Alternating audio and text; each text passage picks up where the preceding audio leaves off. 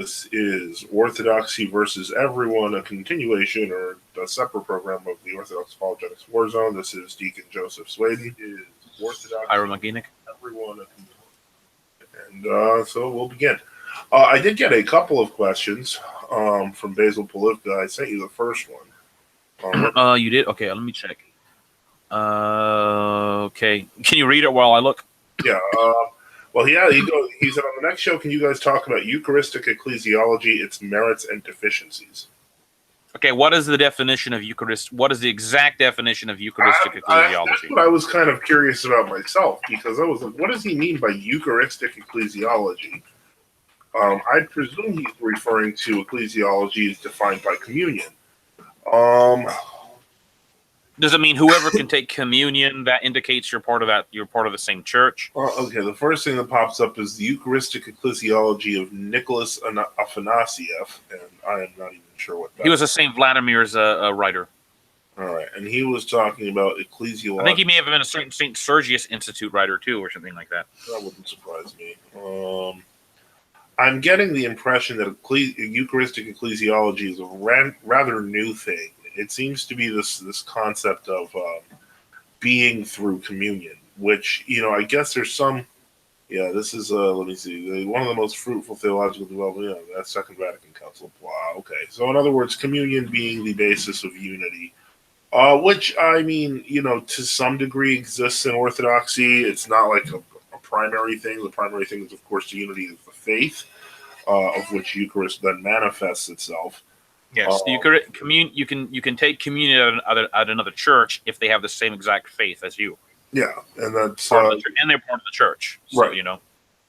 And this is it's an interesting thing, but I don't know that there's I wouldn't say a patristic Eucharistic ecclesiology. I mean, except in maybe Saint Apotis or something like that. I think what Saint Ignatius of Antioch says, that where the bishop is, there is the church, right? And that there's one Eucharist, and it's the bishop's Eucharist. And I mean, there is some truth to that. So. I wonder if that, but I don't want to reduce ecclesiology to simply communion, which seems to be the modern impetus that we find, in post-Vatican II Roman Catholicism and so on and so forth. That if they just share communion, they're sharing in the same faith. Yes. Granted, that sharing in the Eucharist with heterodox churches can be a symbol of apostasy, but that doesn't necessarily, communion doesn't itself make unity. Yes. So I don't know that. Well, if Basil jumps on here and he elaborates, we'll have a more elaborate question. Another question from the Warzone, Hen Zimmerman asked, what are the best arguments against Sola Scriptura? Well, the best argument against Sola Scriptura is very simply that the book didn't come out of nowhere. Ultimately, that's what it comes down to, is that the scriptures were defined by the church, the scriptures were canonized by the church, and the scriptures are understood within the church. Yeah, and in the scriptures themselves, what St. Paul says, therefore, brethren, follow all the traditions that I've handed down to you, whether by word of mouth or by epistle. Yeah, effectively, it is the church that handles things. And we see the church in the book of Acts. We see the church in, throughout the scriptures. It's a real existent thing. It's not something like, okay, these guys just read the Bible because there was no Bible, and then they... Well, they have the Old Testament, but they didn't have a complete New Testament. Yeah, exactly. And so the point is that they didn't just randomly start it by reading scriptures. That's my point. Well, St. Augustine says in one of his epistles that the books that are included in the scriptures were included because, one, they were inspired. They were considered inspired. They were always received by the church. They were considered to be historically accurate. We've gone through the canon of scripture, point. And there was some debate, I think someone had somewhere, about the question about the supposed material sufficiency of the scriptures. I don't know if you've ever been involved in any of those discussions. And the idea is supposedly that you can prove everything you need to prove from the scriptures. But the problem with that, obviously, is how do you prove what book should be in the scriptures from the scriptures? You can't. You have to appeal to an exterior authority, which is the tradition of the church. Yeah. And now I think what you could probably say is that you could directly or indirectly derive most doctrines from the scriptures, because even indirectly it would tell you follow what the church teaches. So that's like an indirect, but I mean, if somebody just had, here's the Bible, we don't. They could find the truth. They could not find the true religion. I mean, it's very up in the air, depending upon the person and such. Yeah. So that's why you need another authority and such. And let's see. Someone asked also in the War Zone, and this is kind of a different question, about Saint Vincent of Lérins and his Excerpta. Yeah. Which is a very difficult book to find. The one work of Saint Vincent of Lérins I believe we still have is the Commonatory. Right. That's the work, by the way. That's the one we have in English. Yeah. Yes. But I don't really think we have. I don't think are there any other actual surviving works of Saint Vincent of Lérins besides the Commonatory, and the Excerpta is actually composed of a number of excerpts from the different fathers that Saint Vincent used to justify and to explain and to vindicate different teachings of the church. And one of the reasons the Excerpta has been brought up is because Saint Vincent of Lérins in the Excerpta quotes Saint Augustine. And for some time, people had thought Saint Vincent of Lérins had written there's this modernist teaching in the 20th century that came about that Saint Vincent of Lérins had supposedly written the Commonatory to attack Saint Augustine. Yeah, there's no evidence for that, but that's what they say. And what makes it so ridiculous is that in the Excerpta, also by Saint Vincent of Lérins, which we've kind of recently discovered, he quotes Saint Augustine as the Holy Augustine, and uses him to to bolster teachings against the Pelagians and other heretics. So that's another one of those myths. For example, there used to be this attempt to say that Saint, and I can't remember, one of the Gallic saints in the late 400s, whose name I cannot remember. They used to say that what's his name? He was one of those accused of being a semi-Pelagian in the 16th century. Saint Faustus of Riez, yes. Okay. So there used to be this attempt to say Saint Faustus of Riez. Traditionally in the manuscript sermons of Saint Faustus of Riez, there is a homily on the feast day of Saint Augustine, in which he praises Saint Augustine. All right, and in the late 19th century, kind of like the German so-called critical scholars began to say, well, he couldn't have written that because Saint Faustus didn't believe the same things as Saint Augustine supposedly, and so they said, well, he didn't write that. That was their reason for taking it out. But recent scholarship has reversed itself, manuscript-wise, and said, no, St. Faustus of Riez actually did preach the sermon, on the feast day of St. Augustine. That's part of the whole in creation of the so-called semi-Pelagian debates or whatever, which I don't really think happened in the way modern people say they happened and such. We have 1683 Vienna says he's going to become Orthodox. Well, that's very good. He says that in the chat. Are there any other questions that go beyond the normal apologetics forum that relate to Orthodoxy? Another one from Basil. I would say, first off, 1683 Vienna, good for you. Thank God. Don't thank any of us. Don't thank men. Thank God. In terms of, there was another question, which was, I did not get to it because I saw it later, and oh boy, well, this should be lots of fun. Basil asks, could you also address the calendar question? I know you both have briefly discussed it, but what is your opinion on the calendar per se? Father here states, for instance, that the main issue was the non-conciliary decision to introduce a new calendar and the rationale behind the decision, namely ecumenism, the desire for a kind of unity without true unity with the Papist West. Well, that's in fact in the 1920 encyclical written by to the Churches of Christ Everywhere, written by the Ecumenical Patriarchate. Right. It was written when there wasn't technically an ecumenical patriarch. It was written by Jeremias of one of the, I can't remember who was the one who actually wrote it. But it does say that. It says that the reason for changing the calendar from the traditional Julian calendar to the Gregorian New Calendar was to foster ecumenism with the Protestants and the so-called separated Christians of the West. Right. That was the whole reason for doing it. It wasn't about, astronomical accuracy or any of this other stuff. It was done pure and simple for ecumenical reasons. Yeah. I don't think anybody can really debate that I mean, there had been a previous attempt by Joachim III back in 1904, late 1904, where he sent out an encyclical to other Orthodox churches saying that maybe we should discuss changing the calendar and discuss the new proto-ecumenical movement. And the reaction to that was almost entirely negative. I mean, he phrased it, and we know Joachim III was actually secretly a ecumenist. I think at least at that time, he was actually a Freemason at that time, at the very least. And he was trying to begin the ecumenical stuff, but he was beginning it in like very supposedly innocent ways. But like, maybe we should discuss this stuff, you know? Right. And the Russian Orthodox Church, the Holy Synod, issued this very great, very good encyclical. I've actually posted an NF to you before. In reply. In which they gave they were very polite and very not political, very polite, I guess you could say, but it was a firm, definitive no. We're not going to change the calendar. To the separated so-called Christians of the West, we're not part of the Ark of Salvation. We can be friendly to them. We want to convert them, but that ultimately we cannot accept them as being part of the church. Nor should we give any indication that we would want to accept them as being part of the church unless they really converted and such. And that was the 1905 Russian encyclical. And that kind of put a halt on any real ecumenical movement taking place, because the Tsar, the Russian bishops were opposed to it, and the Russian church was, in fact, the most powerful church in Orthodoxy, even though it was like, what, 7th or 8th on diptychs. I don't know where the Patriarch of or the Metropolitan of Moscow was in terms of below the Jerusalem. He may have been 6th or 7th, I'm not sure, but probably less than that, yeah. But that was because the Russian church and the Tsars basically paid for everybody else in Orthodoxy. That's kind of not really talked about.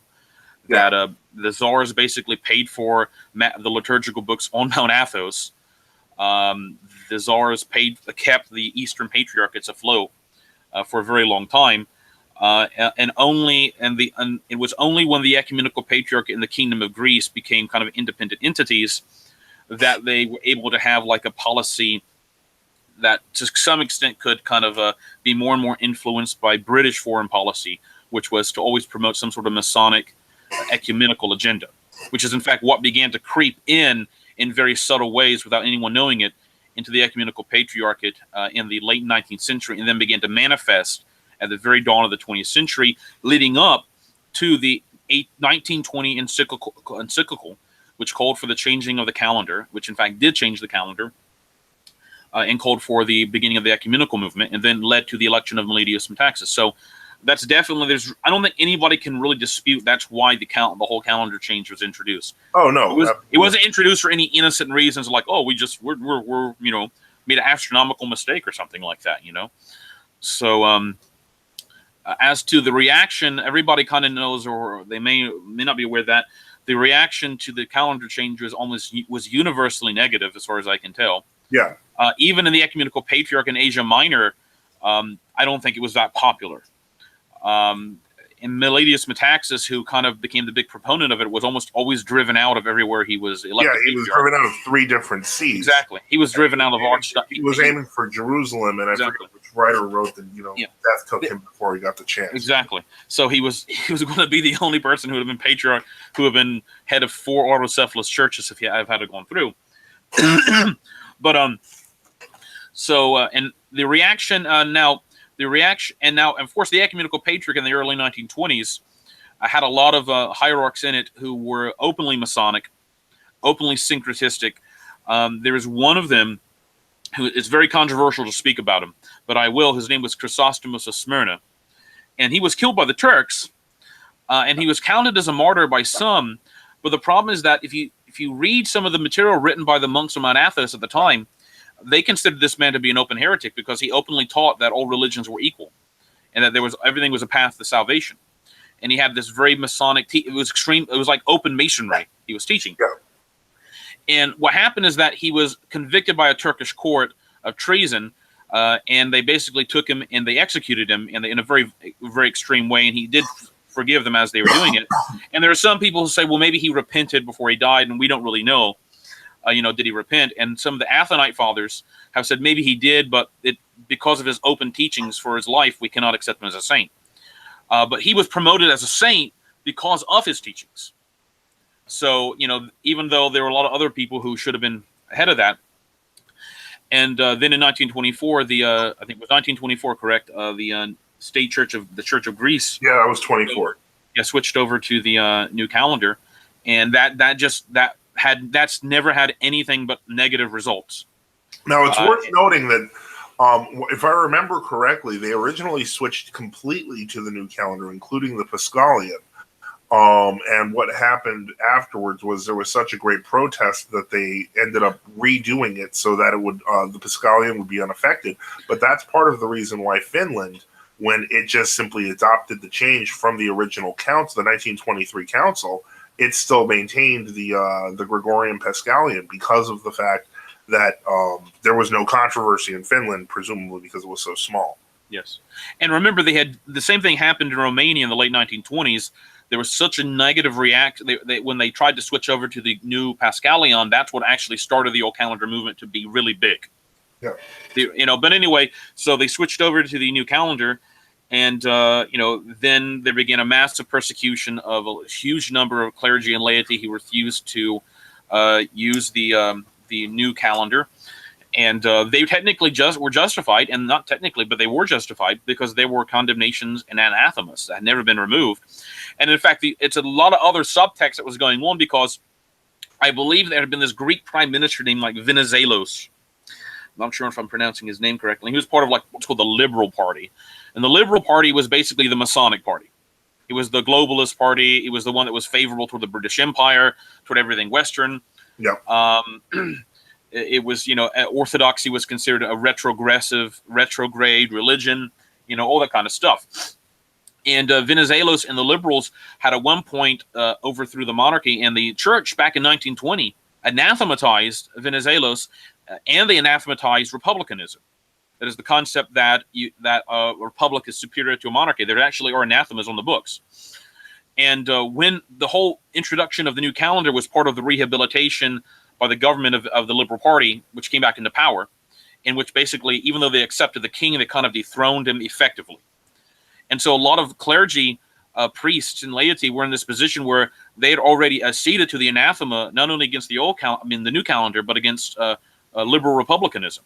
Right. But now they were being told by the so-called Archbishop of Athens, Christodoulos, that they had to that they weren't going to remove the anathema, but they had to just ignore it. It's worth noting that Chrysostom of Athens, if I remember correctly, had written.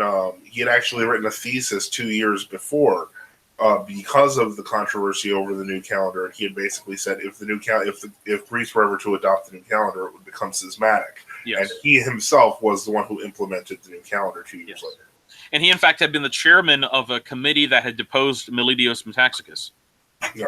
So there were it's not like a lot of these people didn't know what was going on, and that led to the creation of the True Orthodox, or the Old Calendar Orthodox Church back in 1934, 1935. My dogs are barking, sorry. And that led to repercussions in Romania with the same thing happening. Bulgaria. Russia really never had a chance to react. There was this attempt to convince St. Tikhon to introduce the new calendar, but I've read varying things on it. He doesn't seem to have accepted it, or he maybe accepted it for a month and then he reversed his decision. I think St. Tikhon did say if all the churches agreed to accept it and they decided to remove the anathemas, he would consider it or something. But the only people in Russia, I think, who kind of adapted the new calendar were called the Living Church, the Renovationists. Yeah. I think some of the Gregorians that were another like related group may have done that too.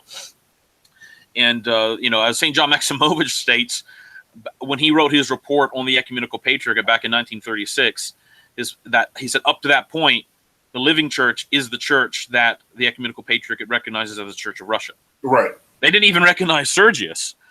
Well, technically, there was, because Sergius was still part of that whole scattered organization. Yeah, the two bishops that he had in the 50 show churches they were showing off.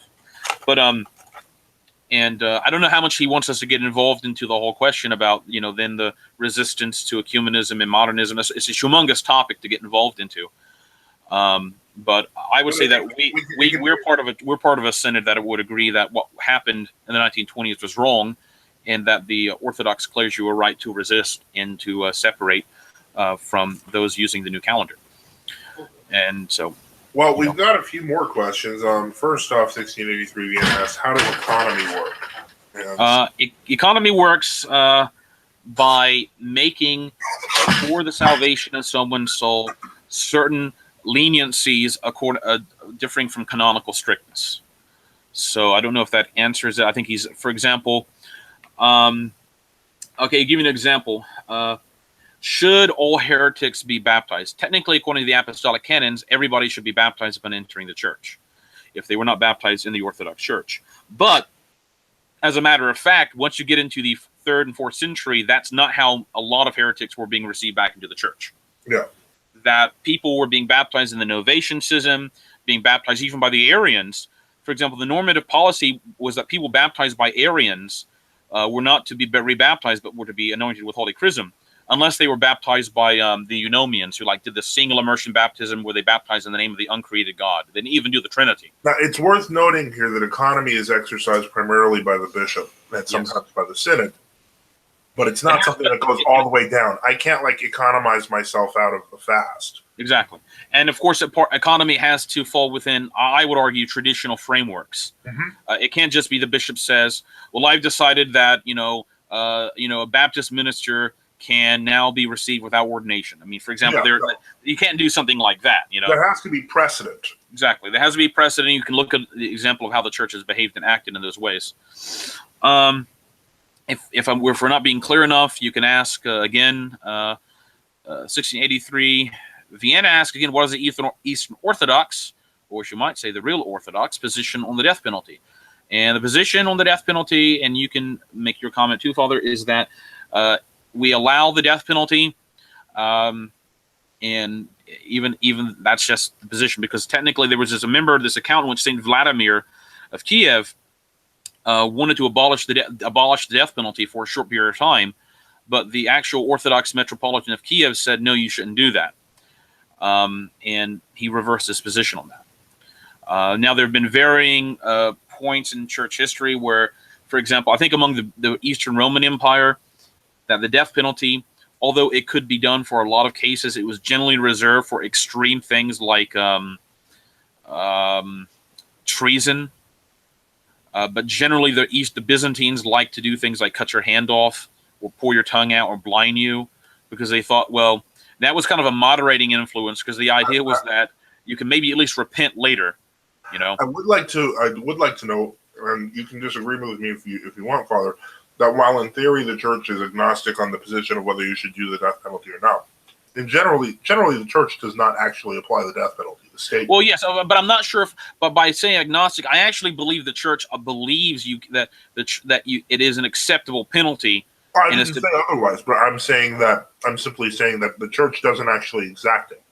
Oh, no. Well, okay. Well, it's a complicated question. And what I mean by that is, technically, by the church, we mean the hierarchy. We should be very clear, because technically, an executioner, the emperor, magistrates can be Orthodox and be part of the church. Mm-hmm. So, but when we say that, it's not the clergy don't have the ability to exact the death penalty, or any type of civil punishment.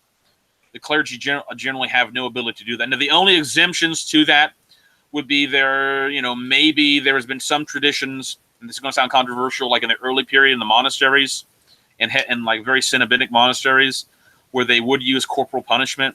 But that was within the monastery; they couldn't apply. Yeah, and the concept was that if one monk attacked another or tried to kill another, but they couldn't go to town and do that. No. The concept is they would basically say, "Look, you have to accept kind of like a public hitting with a whip or something like that, or you have to leave the monastery and such." And in fact, that wasn't always done everywhere. That was done in extreme cases where they had newly converted areas, and people occasionally will bring up and we talked about this in a previous video, the cases of Saint Alexander Percivet and Rodion Oslabaya, I believe their names were, which were two schema monks that in fact engaged in battle.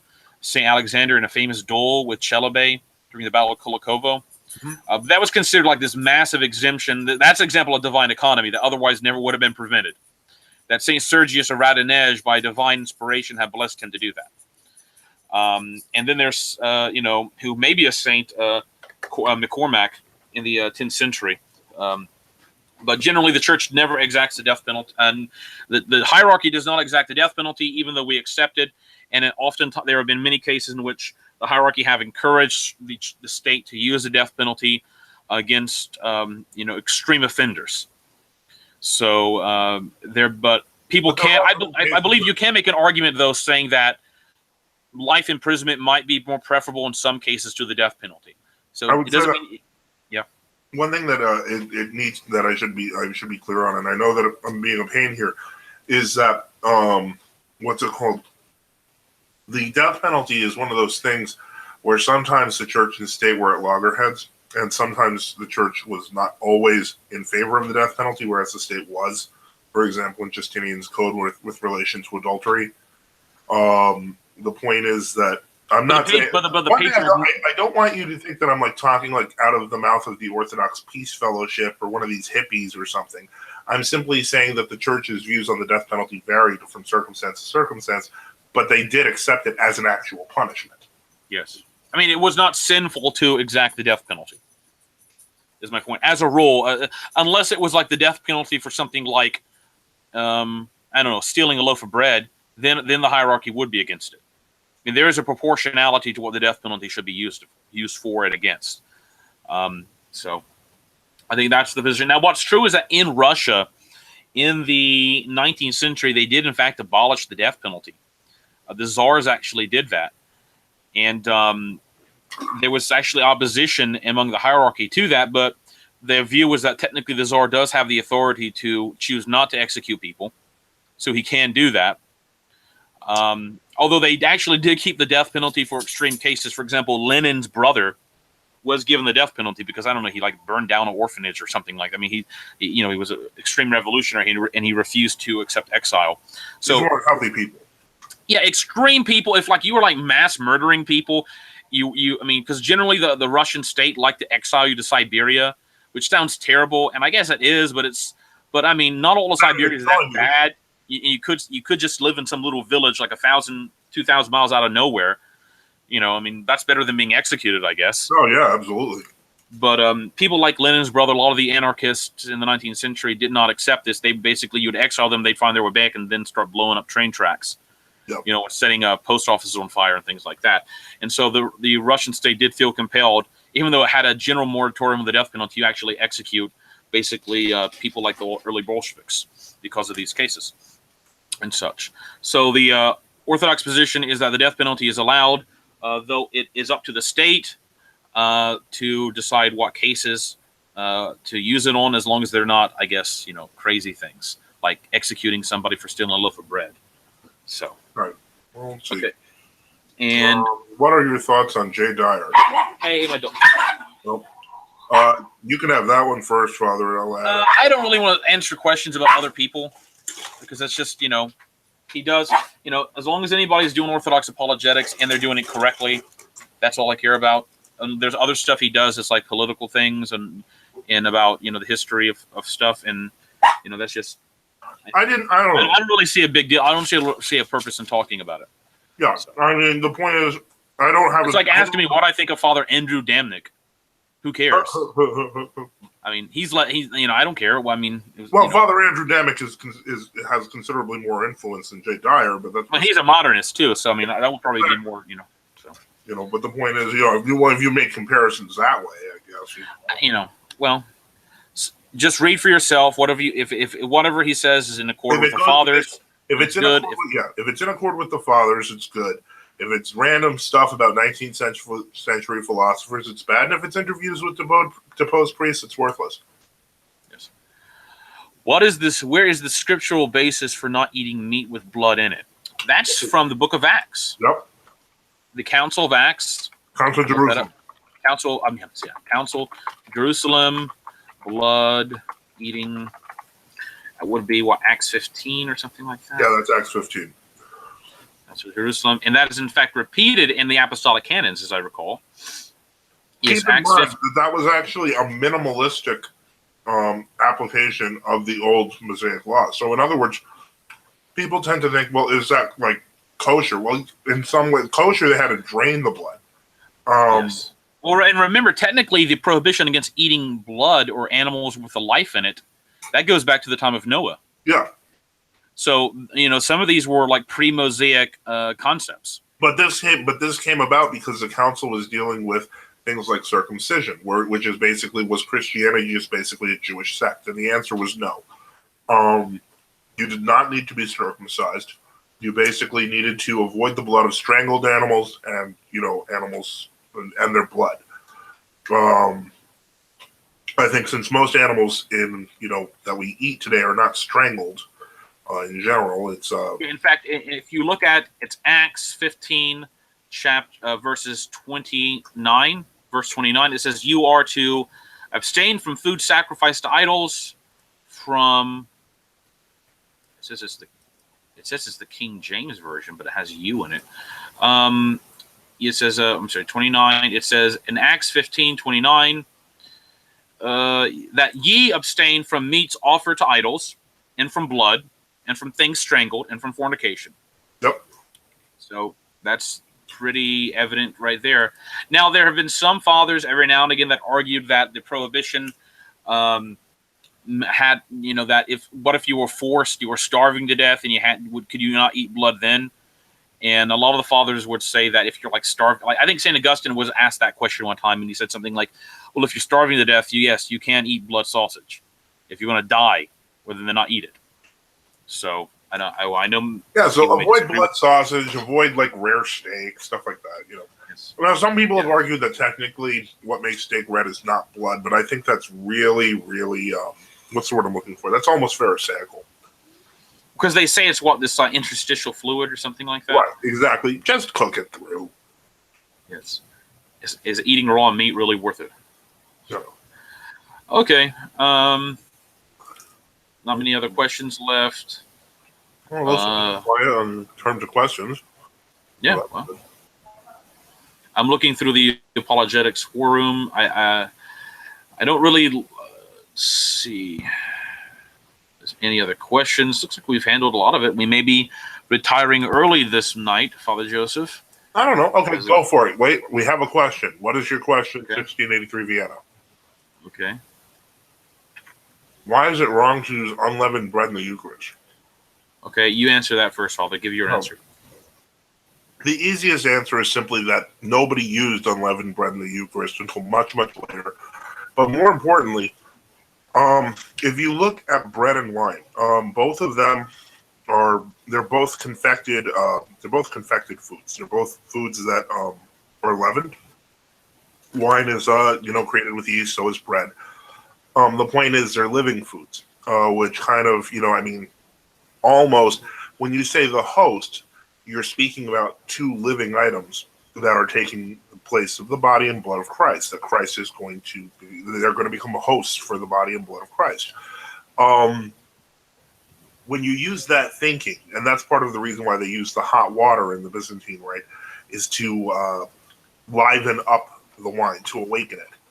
When you use that thinking, unleavened bread is a dead body. Like, there's no yeast in it. It's dead. So that was actually the basis of the earliest arguments against the Azymes, was that they were dead hosts. And remember, the first people to use unleavened bread in a communion ceremony were the Armenian Monophysites in the late 680s. Yep. And that's the first. And in fact, there was a lot of consternation over that when that was begun. And in fact, it's interesting that St. Photius, who had to deal a lot with combating both, heretics who were coming out of parts of Germany and heretics coming out of Armenia, wrote a lot against the Armenians for using unleavened bread. But he never once used it as an accusation against the Germans who were going into Bulgaria because they weren't using it. That's actually an historical argument to show, at least in my mind, why the West wasn't using unleavened bread in the 850s, of course. So there seemed, that's general condemnation against it. That wasn't being used. It's not something you want to innovate with, so there's no reason to introduce it. I mean, if you're going to introduce an innovation that creates a schism in the church, and you're going to say, well, let's continue to bring it back, and it was condemned as a heresy or condemned as erroneous practice at the very least, that's not something you want to continue to defend, I think. Yeah, no, I agree. Yeah. The other question is about immersion. Why is the Roman Catholic method of baptism wrong? Does the Bible say that full immersion 3 times is the only valid form of baptism? Well, this is one of the issues. The scriptures don't. Baptism itself means immersion. Yeah, exactly. So you can't have immersion without immersion. Yes, and secondly, it says being baptized in the name of the Father and of the Son and of the Holy Ghost. So it's being immersed in the name of the Father and Son and the Holy Ghost.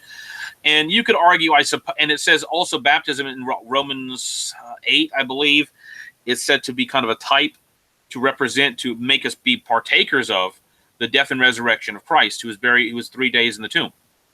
So if baptism is as being partaking in the death of Christ, and Christ was 3 days in the tomb, then how do that makes sense? Being buried in the water 3 times.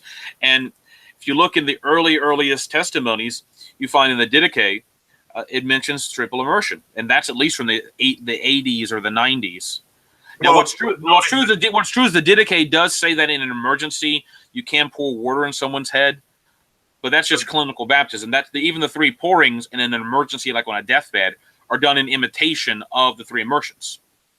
Also worth noting, the baptisms of the Arians, which is where this first became a controversy in Spain in the 1st century, were because they innovated. Not in the 1st century. You mean the 6th century? Yeah, you're right. Sorry. In Spain, they were innovating by using 1 immersion. And this became a controversy that went all the way to the Pope. But the point is, the original practice was already well known by everyone to be 3 immersions. So, and in fact, the first ones to actually introduce, the first prominent group to introduce a single immersion was an extreme Arian group called the Eunomians, whose leader was Eunomius. And St. Gregory St. Basil and St. Gregory, the Cappadocian Fathers, wrote against Eunomius of Cyzicus or something like that. Yeah. And Eunomius was not even like a regular Arian. Most of the Arians just owned him. And he taught this extreme idea that you could know the essence of God the Father. It was comprehensible, that it was, he almost conceived of it in like a materialistic sense. But he also believed that the Son was he didn't have like essence. He was completely unlike the Father. So he was like, instead of being a homoiousian or homoian or whatever Arian, he was they say anomian, like unlike Eunomian, unlike the Father. Yeah, anomian. And he introduced, according to St. Epiphanius, Salamis, and according to the canons of the Second Ecumenical Council, single immersion. And I should point out that according to St. Epiphanius of Salamis in his Panarion, they were not even carrying out Trinitarian single immersion. That they baptized upside down. You have to be upside down baptized by the Eunomian, single immersion in the name of the uncreated God, the created Son, and the power and the created power. So they didn't even use a Trinitarian invocation to begin with, and it was upside down, and it was some weird Arian group, because most of the Arians baptized exactly like the Orthodox. In fact, in Apostolic Canon 50 says, if any bishop or presbyter does not perform 3 immersions, which technically the literal Greek meaning is like 3 baptisms, right? Like immersions, it's the same word, exactly, and making 1 baptism. So if he doesn't perform 3 immersions and making 1 baptism, but only a single immersion, that given to the death of the Lord, because the Eunomians also did this weird thing where they would baptize not even into their weird, malformed, invalid pseudo-Trinitarian invocation, but they were like, oh, we're baptizing you into the death of Christ or something like that. It says, let him be deposed. For the Lord did not say, baptize ye into my death, but go ye and make disciples of all nations, baptizing them in the name of the Father and of the Son and of the Holy Ghost. So that's Apostolic Canon 50. Yep. It's a pretty evident what was expected there.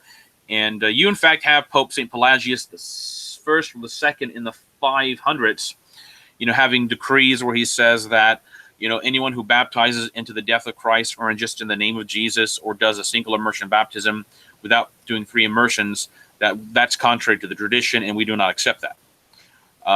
There's a lot of literature to testify that the way everybody was baptized in in 99.9999% of all places, whether it was Orthodox or not, up into the 14th century, was by triple immersion. It was only in the post-schism West that they gradually began to shift over to saying, oh, let's just pour the water on the baby's head in the font. And then after the Council of Trent, you get to the point where they just kind of the Papist Church basically said, well, clinical baptism is enough since you can do it on the deathbed. You don't have to do this whole triple immersion thing anymore. Although in northern Italy and in Ambrosian rite areas, they maintained triple immersion for some time until eventually it transmogrified by the 19th century into like immersing the baby halfway into the water and pouring a bucket on the head or something like that.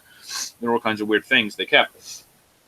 That's this the history of that. I mean, that's just how it was always how it was always done until sometime in the Renaissance when people began to think, well, all we have to do is pour water, and that's all. Even though you can find, although it's problematic, we should mention that technically you do find in Ukraine and in parts of other parts of maybe the Greek islands that were ostensibly Orthodox. There were numerous tracts written against priests just putting the baby into the font up to its waist and then pouring a bucket of water on the head 3 times, because that had in fact become a common practice, and it was very much frowned upon. Although they never technically did rebaptisms for those children, because it was done in the church and it was like close enough. It was more than a clinical form, but the view was that just stop doing that. Although the problem is that if you look in a lot of places today, like in Serbia, you can go on YouTube and you will see in the Serbian Patriarchate them not doing immersion baptisms for children. But doing basically the same thing. Well, no, what they do is they take a shell and they just pour the water on the baby's head. No immersions whatsoever, and the baby's wearing clothes and everything. Well, is he in the font though? No. They just in fact, I think that's probably Croatian Roman Catholic influence. Oh no, that's definitely, once you say the shell, that's definitely Roman Catholic. Yeah. Or they use the hand and just pour the water on them and things like that, just with their hand. And you see that, and I've in fact heard from a number of people that the similar things have apparently been done for adults in a lot of places. Like in Russia, for example, that was a big issue, that adult baptisms in the 70s and 80s or 60s and into the 90s and even today, were being performed by basically holding your head over the font and they pouring the 3 buckets of water on your head. There's a lot more baptisms in Russia that are being done on a river now, though. So that I'll give I understand that, but I'm just saying that even Patriarch Kirill, and of course I am no endorser of him. He did the famous baptism like 2 years ago, where they basically just poured the water on the baby's head with his hand. He didn't even do an immersion. So that's this issue, this dichotomy where people say, well, this is triple immersion baptism, and that's correct. That's what should be done. But you have all these other people in these modernist ecumenist organizations that do something completely different. And though then again, someone's going to say, well, look, I've been to a Greek Archdiocese Serbian church and I've only seen them do triple immersion baptisms. Well, that's great. But I'm just saying that this is an issue that's come about. And, just pretending it doesn't exist is not going to make it go away. But it's the correct method of baptism, triple immersion. Right. Although, of course, in history, the church has always exercised economy. And so we're not saying that can't be done. For example, I look at it this way: in a world where so many people are unbaptized, economy is a secondary question. Exactly. Just baptize. Why not just receive everybody by baptism as a rule, unless you have a specific reason not to? The point is, unless you have a good reason not to, why would you say no? Just do it. Exactly. Then you don't have to answer then these all become extremely theoretical questions you never have to worry about. Exactly. Okay. All right. So let's go on. These two seem to be related from 1683 Vienna. Jesus says not to judge many times in the Bible. What exactly does he mean by this? I'm wondering, since I recall a conversation with my mother where I called feminists and homosexuals degenerate, and she told me that I shouldn't be judgmental since I'm a Christian. Okay, well, first off, judging and calling someone degenerate, okay, those are two different things, but more importantly, the circumstances are, we don't even know them, where you just watch. I mean, were you watching about some guy attacking some boy on TV and called him degenerate? I would think that that's not judging them. That's just expressing disgust. I mean, if the scripture says, Christ says, "Judge not, that ye be not judged. For with what judgment ye judge others, so shall ye be judged. And with what measure ye meet, ye shall be measured to you again. And why beholdest thou the mote that is in thy brother's eye, but considerest not the beam that is in thine own eye?" It's very clear. If you say, do not commit adultery, but you do it, then you're becoming a hypocrite. If you say, do not steal, but you steal, St. Paul talks about this. Why condemnest thou one man for blasphemy, but, thou dost blaspheme? And then, of course, there's even the other issue of if you're committing one sin, let's say you're condemning someone of adultery, but you're stealing, you're still in the wrong. Exactly. Now, it doesn't mean these things. However, of course, Christ Doesn't was mean not evil's not evil. exactly, and Christ was not saying these are not objectively wrong and they should not be called out. But there's a difference between saying, "Look, friend, what you're doing is wrong and it's hurtful and it's destroying yourself and other people around you," and saying that in that way, as opposed to saying, "Look, I'm so much better than you," and all you're doing is just being very condemnatory. Because Christ was condemnatory to the Pharisees because the Pharisees had no consciousness of their own sin. Yeah. That was why it wasn't like people say, "Oh, Christ hung out with prostitutes and blah blah blah." Well, he what he did is he preached to them and asked them to repent. The Pharisees didn't even want to do that. Christ wasn't going to brothels and hanging out and during parties and drinking and things like that. Well, they did accuse him of, I mean, he ate. Well, what happened is this: if they repented, yes, if they repented, in fact, many of these people wanted to repent, and he would come and eat with them. But the Pharisaic view was that they're completely unclean. They got to do all these sacrifices. They got to do all this, and then you can't even associate with them. All right? Yeah, well, they were untouchables almost. Exactly. The Pharisees weren't going there to the prostitutes saying, repent ye, God wants to forgive you. You need to turn your life around and we'll help you. They weren't doing that. They were just washing their hands of those people and be done with them, So judge not, lest ye be not judged. It means, don't become a hypocrite. That's what our Lord's talking about. Right. And exactly. ultimately, you can warn people. And there have been many cases in history. St. John the Baptist, look at Christ in Matthew 25 and 24 and 26 and other chapters of the Gospel, and St. John the Baptist. They looked very condemnatory toward the Pharisees and others. Yeah, we got to get away. We have to get away from this soft idea of Jesus. Soft yes. Jesus, buddy Christ, whatever you want to call it. It's not Christianity. Now, I'm not going to go to the other extreme and, be like all Crusader King and stuff like that. But the point I'm trying to make is Christ is still the judge of mankind. And we are still judged by him. And in that sense, we can't just be like, well, you can take on Christ, but you can't take on Christ as judge all the time because we're also still sinners. We have to look upon what we do wrong.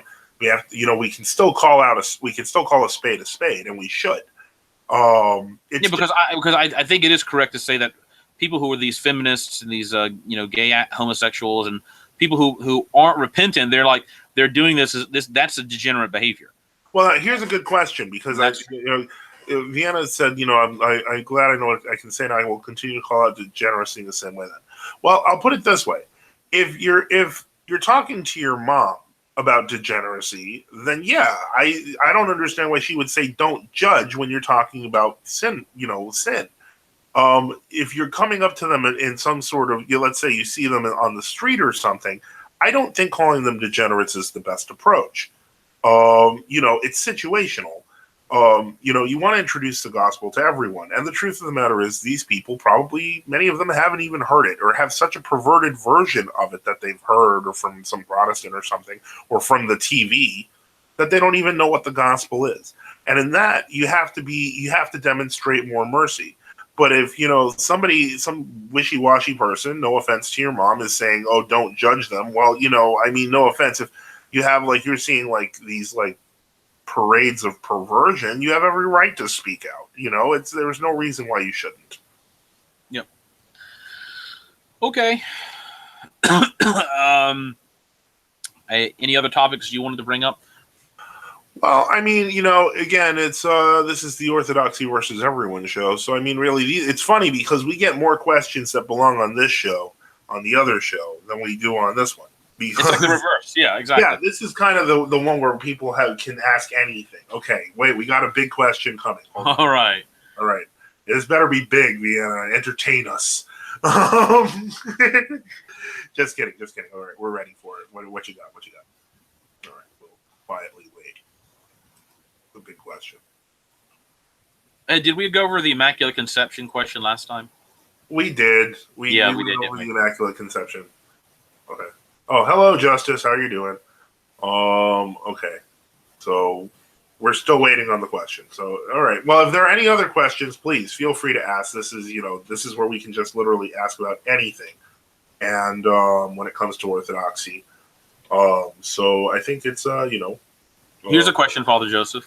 Okay. My position is I do not believe in organ donation. And I think that's you agree with me? I agree with you. I think that you don't have to. I think that anything that damages the body before the resurrection, and this is why Orthodox don't believe in cremation, is inherently sinful. I mean, I'll go so far as to say I'm not exactly a big fan of even blood donation. But in any case, I mean, I realize that there's some value to it, and sometimes people are broke, and it does reproduce itself. It's not like a regular organ, but the point is, yeah, it's not a big fan of that either. Yeah. I mean, because a lot of this, there was one writer I was reading a few days ago, and he was bringing the point that a lot of things about organ donation, getting hearts, harvesting them from people, aside from the whole thing about them actually not reviving people and wanting to take their organs, that's actually a big thing. Kind of stealing people's organs. Oh yeah, absolutely. Do not. I would never. That's a whole. That's a humongous. Don't ever. I never sign your organs away because they'll just try to kill you and harvest you. That's exactly. been known many times.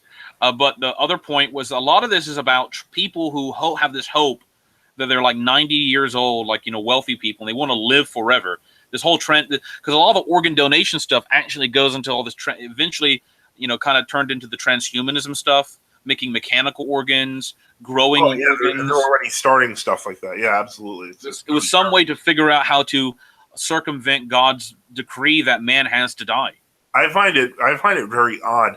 I've read way too many stories of organs being placed in another person's body and then people beginning to develop characteristics of the organ donor. I believe which I think is really bizarre, but maybe that just says something. Maybe it's speculation. It's not scientific, certainly on my part. So yeah. Vienna says, have you viewed Pew's research recently published studying the different social views between Eastern and Western Europe? I did read part of that. One survey from the study shows that with the exception of Hungary, only Orthodox countries are increasing in religiosity in Europe. The only Orthodox country where Christianity has declined in Greece is Greece, but only down -3% from 96 to 93%. Now, that doesn't sound difficult. I think that's probably accurate. That was also a similar poll that asked, that kind of went around to different European countries, and they said, they asked this question. It was not quite a religious. It was not a religious question, but they asked the question: do you believe that your culture, for all of its problems, and your people, for all their problems, are still better than everybody else? And Greece had like 92% of the population saying it's still the best. Georgia, the Georgians were saying like, yes, we got problems, but we're still better. It was like Georgia, Armenia, and Greece were the ones that were saying that, yes, we have problems, but we're still better than everyone else. Whereas Spain had the lowest. Spaniards' opinion of themselves was the worst, that they thought their culture was worthless. And the English kind of had like 40% and the Irish 50 or something. I'd be very surprised if Russia had a high number there. Russia, I think, was like 50%. That's what it said. But how do they do these polls, though? I wonder. Right, well, Russia has a self-hate thing going, and I think that a lot of historical empires do. Yes.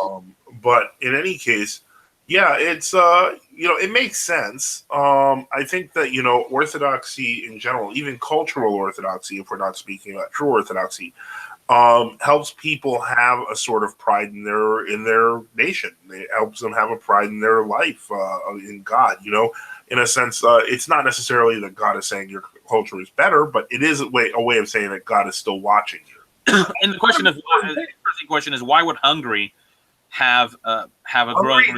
Hungary has a heavy Uniate influence. It's a very Easternized Western culture. It is not, even down to the Magyar script. It's not, typical Western European. It's much closer to Eastern European in many ways than others.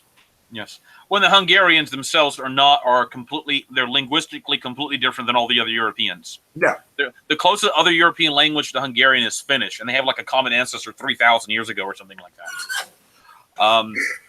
But that's actually very interesting. Now, one theory, I don't know if you want to agree or disagree. I don't know what to think of it.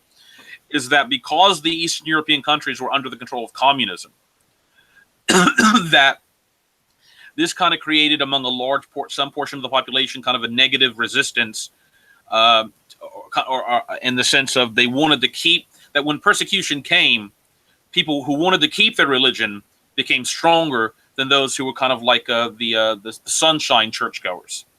Well, I think that you can even that once the communists fall apart, that those people are in a much better position, I guess. I don't know. I don't know what I you think think that of that. you're kind of you're about half right there, Father. The other half is that remember that in most Soviet bloc countries, there was intense Russification that went on that was in an attempt to eradicate national cultures.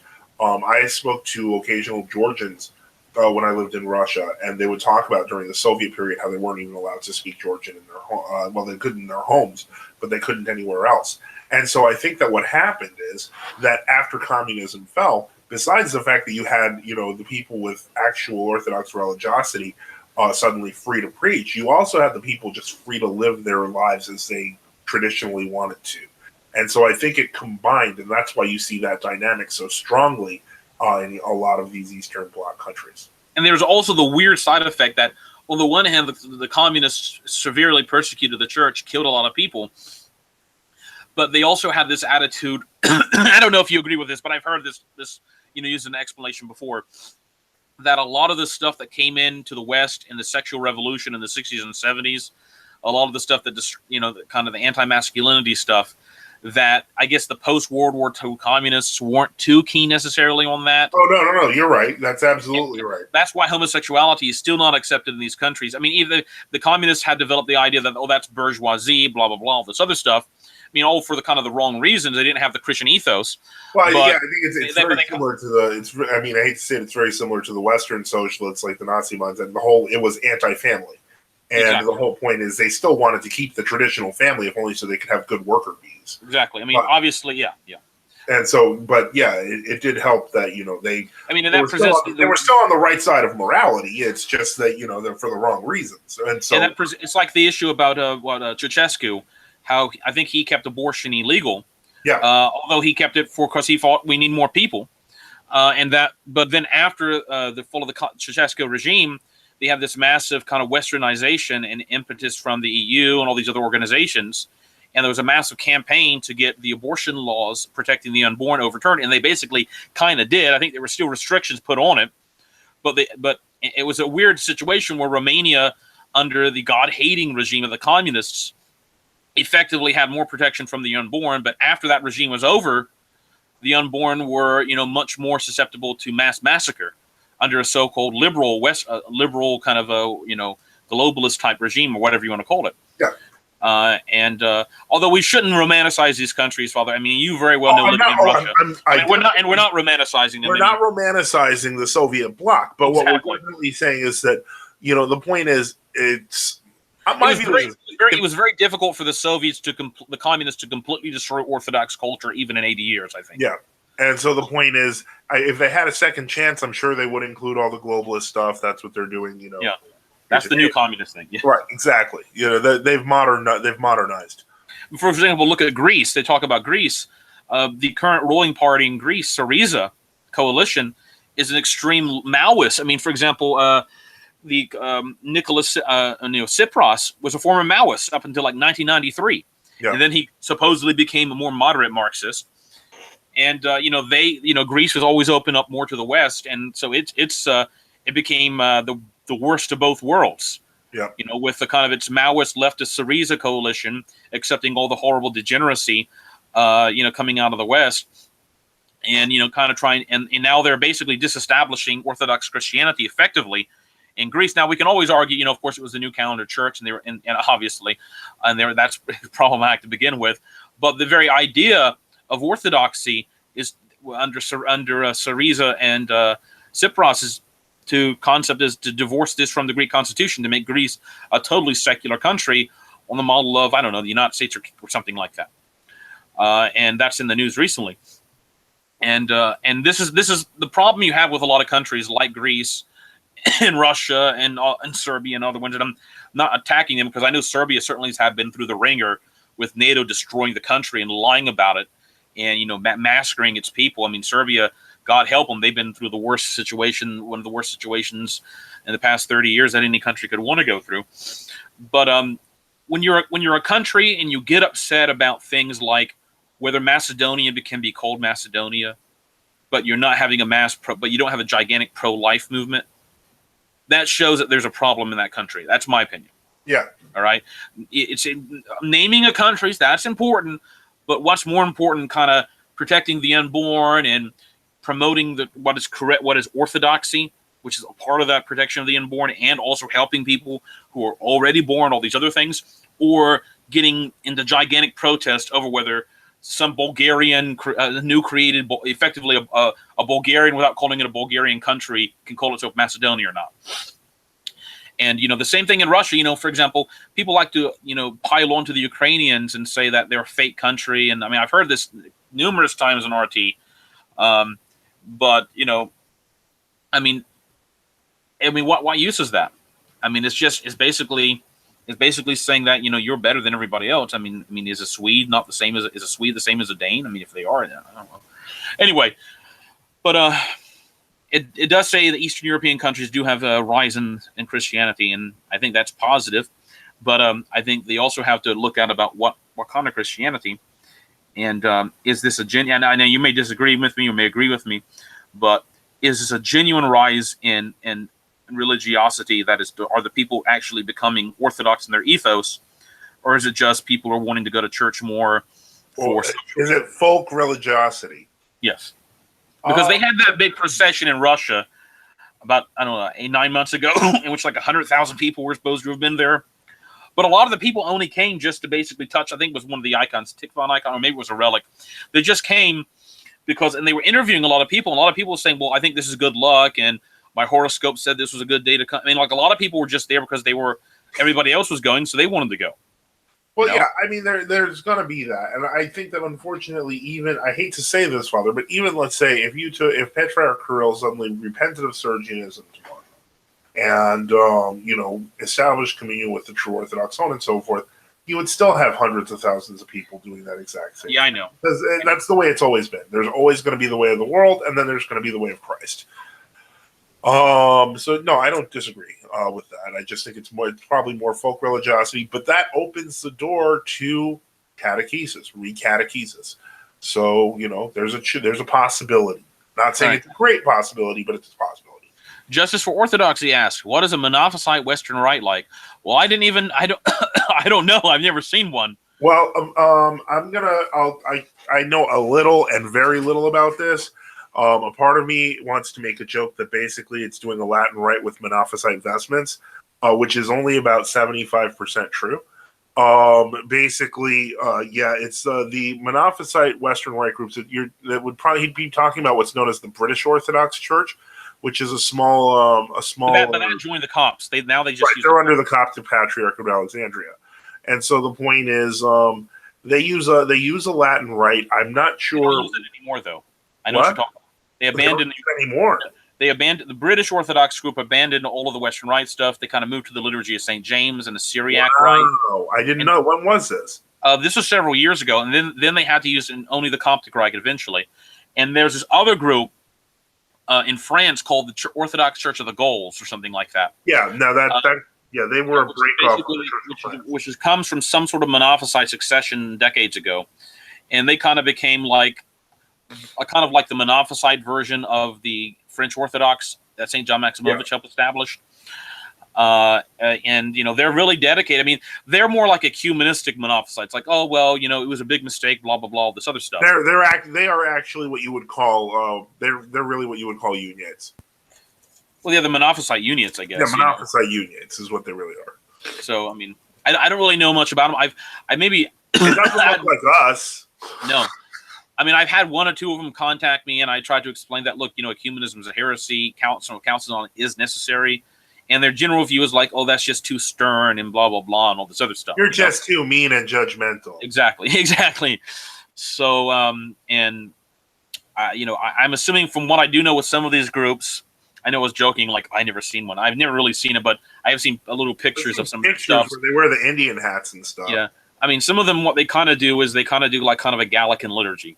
See, the problem is that everybody always defaults to the Gallican liturgy. And the Gallican liturgy is a pastiche. Yeah, well, I mean, St. John Maximovich did celebrate. He did introduce He blessed it, Byzantine. but it's still a pastiche. Yes, that's true. And technically, things like the Mozarabic Rite are actually much closer to the old Gallican Rite. Right, and they end up Um, taking stuff from the Mozarabic anyway. Now, granted, Yeah. I will say, having used the Mozarabic Rite, you can incorporate, Mozarabic services into the Gallican structure because they're almost 95% basically Yeah, the same. They're interchangeable. exactly. You know, they're just. I mean, in fact, there was a council of Toledo, or maybe it was a council in Septimania, which is like Septimania is like the southeastern part of France that was technically under the Visigoths. In which basically it considered the Mozarabic and the Gallican Rite to basically be usages. Yeah. And the one big difference was that the Mozarabic Rite, since time immemorial, had the Alleluia sung after the Gospel, whereas the Gallican had it sung before the Gospel. Like everybody else. As to why, I have no idea, but that's just how it was. So a lot of these groups kind of default to using the Gallican Rite because it's like, well, it seems more Eastern, or it looks more appealing, or looks more conformable to something. But that's all. I'm just saying that if they're Monophysite, then it's all a theoretical question. It's like asking me, do the Syriac? It's like asking, do the Syro-Jacobites do the Divine Liturgy of St. James correctly?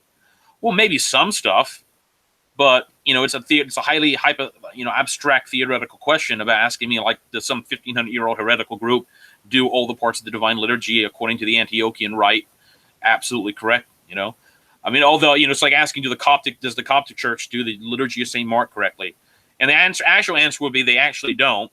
For example, if you look in the Coptic Church, the Monophysite Coptic Church, they've basically, their priests effectively only wear the Stacharion or the alb for most of their celebrations of the liturgy, and they wear kind of a mitre hat. And only in great festivals do they even wear the Epitrachilion or a zone or the Old Phelonion and things like that. In fact, St. Nectarius, I know this is kind of, since we're talking about the Monophysite, St. Nectarius, when he reissued the editions, can you hear me, Father? Yeah. Okay, so St. Nectarius, when St. Nectarius of Aegina reissued and reused the Divine Liturgy of St. Mark, and he did a big study on it, because the Patriarch Meletius Pagos, who was the Patriarch of Alexandria in the late 1590s, and he's maybe a saint. He may have been canonized like in the 1790s or something like that, so he may be St. Meletius, was the last one to kind of like take the manuscripts of St. Mark's liturgy and to kind of edit them and to collate them and to make notes upon the various manuscripts. I think he may have been the last one to have used it before St. Nectarius. And a lot of the Greek manuscripts, the Orthodox edition of the Liturgy of St. Mark is more authentic than the Coptic one, because the Copts actually dropped a few prayers and things. I can't tell you which ones, but I've actually read studies about this.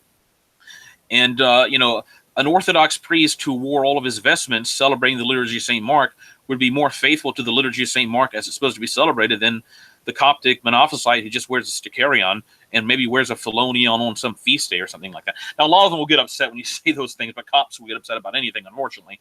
They're persecuted, and I'm sorry for that, and that's not good. But they're still not part of the church. But, a lot of things that Monophysites do, I mean, it's like the Armenians. The Armenian. It's interesting. I will interrupt, Father, because Justice there wrote the British Orthodox Church less the Coptic Church in 2015 and 1683. We are going to get back to your question and Justice your question later, but since this is tying into what we're talking about now, I'm looking at this British Orthodox Church webpage, and I'm like, first off, you can't find anything about their ritual. So I'm not even sure if they're what happened is there was some kind of break there was a recent break in the past 2 years or so between them and the Coptic Church over the British Metropolitan supposedly being involved in some sort of scandal. Well, yeah. And what happened was that a lot of their priests left. Like there's a Father Peter Farrington kind of left, and he joined. Yeah. Most of what I know, I've read from things that this Father Peter Farrington wrote about what they used to do and what they became after they joined the Coptic Church. That's so I don't know what the current group calling itself the British Orthodox that broke away from the Copts. They may be doing something different now. I don't mean. Well, I don't see anything about a Western Rite. It seems that all their services list something about the raising of incense and then the Divine Liturgy. The raising of incense is what the Copts call the Vesper service. Okay, so in other words, yeah, so they're still doing Coptic stuff, but what's really disturbing about this website is I'm looking at the fellowship. And it's like basically like they're talking about themselves as like, I guess, this small British Orthodox church, which is we know as Monophysite, so on and so forth. and they're kind of like very generic about it. Like here, like it says, join the British Orthodox Church Fellowship, and it says the fellowship is made up of people from all church backgrounds and none, together with members and clergy of the British Orthodox Church. We share a common desire to experience the Orthodox faith as far as we are able, without demanding anything of our fellow members except that we pray for each other. The members of the British Orthodox Fellowship do not have to be or become members of the British Orthodox Church. Okay, so if I'm to understand this correctly, basically anyone in the area can join, of any religious background. You don't actually have to become an Monophysite, because I assume they're Monophysites. You don't have to really become anything, you just get to hang around with them. This doesn't even seem like that sounds like an Alcoholics Anonymous meeting. That doesn't sound like a church. Well, that's what ultimately a lot of these things become when people become ashamed. There's all kinds of subtext to that, Father Joseph, into people who become ashamed. I invite everyone to go to the website because it's literally there's pages and pages of fun. In any case. But it's certainly not orthodoxy, but it's definitely... But this is also part of the wider problem that when people say they want to become Western Rite, they really don't. They really want to have a heavily Byzantinized Eastern service because they're actually ashamed of things and they want to change their own history. They're embarrassed of their history. They have no faith in the orthodoxy of the Western Fathers. And like you said, when you do apologetics, you have no faith in the Fathers, then eventually you're going to collapse. Yeah, you don't stand for them, then you don't stand for anything. And the point is, most of these people didn't even know the Western Fathers when they started out. They know, and this is gonna tie into 1683's question. They know a denuded, weakened version of the West that is not consonant with the Orthodox West. With that, I'm going to jump right into Vienna's question. It's obvious that Protestantism leads to atheism and a decline in conservative social views. There are many articles that discuss this. On the other hand, I haven't seen many articles that write about the negative effects of traditional, not post-Vatican II, Catholicism on a country. Exclude theological issues. I'm curious why you think that Orthodoxy is better from a societal political viewpoint than Catholicism, and how a religious country like, say, Poland would be better off if it converted to Orthodoxy. Okay, Father, you go ahead. You were formerly Roman Catholic, so you might know more. Well, the first thing I'm going to say is there's no such thing as a country that celebrates traditional Roman Catholicism anymore. It barely exists. And where you have the largest pockets of traditionalist Roman Catholicism, you usually also have the greatest liberalism France. In those same areas. Like in France. Yeah. Oh, I was going to say like in the Philippines. But there is no traditional Roman Catholicism in the Philippines, and that's exactly my point. But this is I want to, and I'm bringing that up because if you take Castro Meyer and other examples, there were attempts to preserve traditional Catholicism in the Philippines. But that's Brazil, Castro de Meyer. That's Brazil. Oh, that's Brazil. I'm thinking I'm thinking of the Philippine bishop though that was associated with Lefebvre. But the point is... No. You're thinking of the Brazilian... There was the Brazilian guy that did the co-consecration of Icone with him. Yeah, but there was also... Brazilian. There may have been, but from what I understand, talking to people in the Philippines about this who were formerly Roman Catholic that became Orthodox, there was... The Filipino bishops went along with, like, basically suppressing everything that was traditional. I mean, they couldn't succeed because there were a lot of traditional Hispanic cultural things that basically completely fought against the hierarchy of the Papist Church that was trying to modernize it. So there's this weird situation created in countries like the Philippines and other Hispanic-oriented or cultural countries where the lay people and in the villages may be much more traditional than what the priest or the bishops in the Roman Catholic Church may be. So I don't know if you agree with that or what. Yeah, no. Well, I was going to say Salvador Lazo y Lazo was the Philippine bishop who supported the SSPX. But the point I'm trying to make is that what you don't find is a living example of traditional Catholicism anywhere. And I think part of the reason that you're not going to find that large scale thing in terms of affecting a country is that all the problems that you find in Roman Catholicism in its most modernist form still existed in its most traditional form. And what I'm referring to, and I point to Ireland because you can point to so many different writers, such as, I was thinking of James Joyce and a few other ones, but a lot of them are very critical of the Roman Catholic Church, especially in terms of abuse scandals. Now, these people grew up in a traditionalist Roman Catholic environment, But the point is, those abuse scandals still existed, because the point is, the whole Hildebrandian system, and I hate using the term, I don't, I relish it. I love using the term Hildebrandian. It makes a lot of sense. But the point is, the whole Hildebrandian system, where basically you have this enforced celibacy of single guys who aren't even monastics in any way, shape, or form. You just put them in as bachelors, and the guys you're going to attract, because they're not 100% devoted, to God. They're not 100% devoted to, living in community. You're going to get some weirdos. And that's something we knew since a lot of weirdos. Yeah, we knew it since the 11th century. The weirdos kind of are like, well, we don't have to sign up for anything. We're not actually becoming monks or anything. We can just live as we want to live and get paid for it. And so, of course, you have 1,000 years of, I hate to say it, of like clergy abusing kids and stuff like that. And that's not going to change.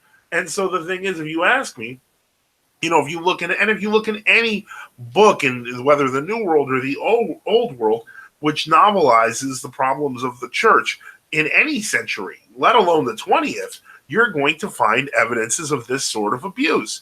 And the reason for that is because it was a sanctioned system of abuse. And so the real question is, if you're asking how it would be better off if, in a religious country like Poland, well, a lot of Poles did convert to Orthodoxy, and there's a lot of, Orthodox in Poland, but that's beside the point. The point is that I believe, if I remember correctly, didn't the Polish National Catholic Church allow married priests? They did that. Yeah, but remember, you're talking about Hodir and things. Yeah, but then they eventually reunited with, John Paul II. So the point is that they kind of got away with it. They created a communion agreement. Right, but the point I'm trying to make is that even they saw the hypocrisy, and almost every group that breaks off from Roman Catholicism, with the exception of the SSPX, ends up seeing that very hypocrisy and trying to fix it before eventually liberalizing and becoming, gay. But the point is that, like, in the defense of the PNCC, they actually never accepted the homosexual and women's ordination. That's why they broke with the Anglicans. Right, but even then, the point I'm trying to make is that the system, as it stands in the papal Latin Rite Catholic Church of the West, if we're going to use that term, is unsustainable. Especially now, all that modernism has done for the Roman Catholic Church is made the unsustainable model even more obvious, and that's becoming more and more clear, I think, with time. Vienna kind of clarified his question. He says he means in a hypothetical timeline where Vatican II. So, assuming Vatican II never happened, they never got rid of the Tridentine Mass, and the Vatican kind of tried to say the same. Even if that happened, all this scandal stuff would still be coming out, nevertheless. Yeah, that would not change. The scandal stuff would not change. Yeah, because that stuff was going on before that. Yeah, I mean, a lot of these, like in the Pennsylvania cases, a lot of these priests were abusing children in the 40s and the 50s and in the early 60s.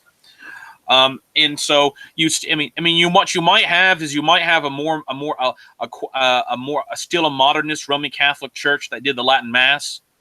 Maybe it wouldn't be as big into all the gay stuff and it wouldn't be as obviously big. Exactly. But it would still, but modernism, for example, people forget this. Pius XII, right? He was the last Pius, correct? Yeah. Pius XII said in 1949, 1950, there was some kind of liturgical congress he was at.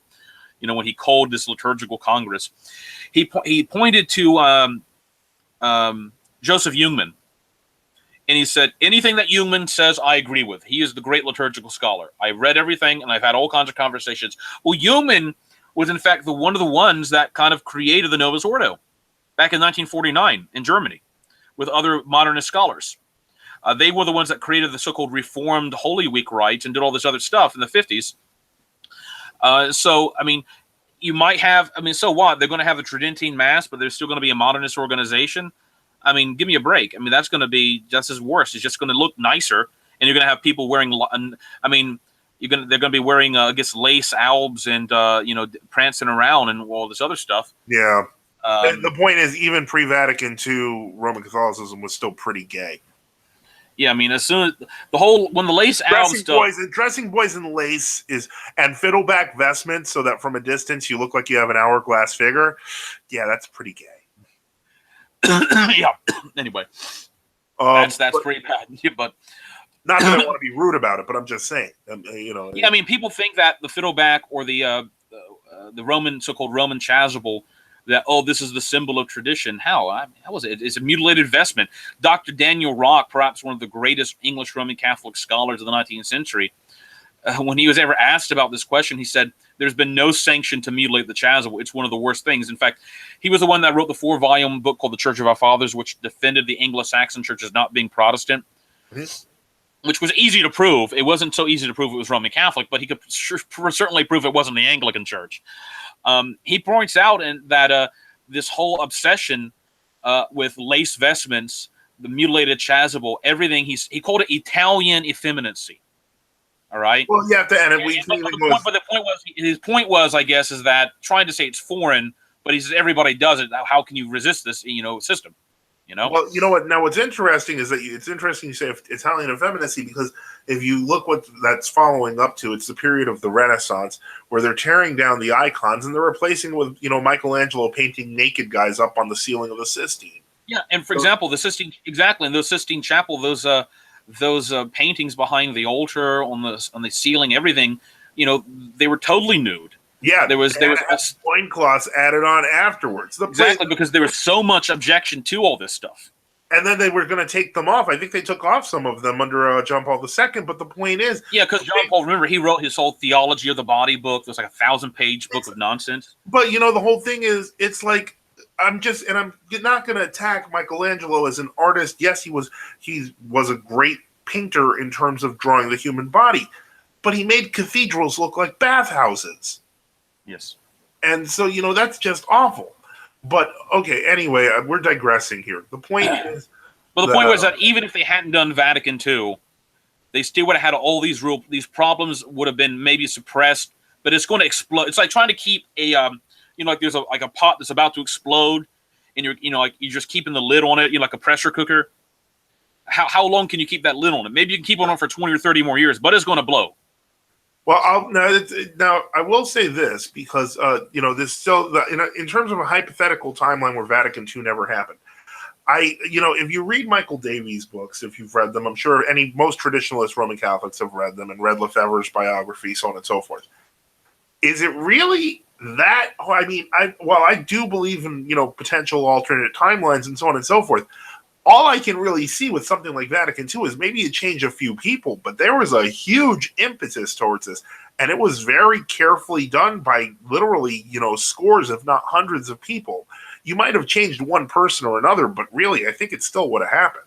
Yeah, I mean, you'd have to go back to like the 1890s to have stopped something like that. Yeah, But the problem is that Roman Catholicism, like we talked about, the Hildebrandian system, which is composed of combination of filioquism, papal supremacism, celibacism, all these other isms. Good old-fashioned sodomy, too. Exactly, yeah.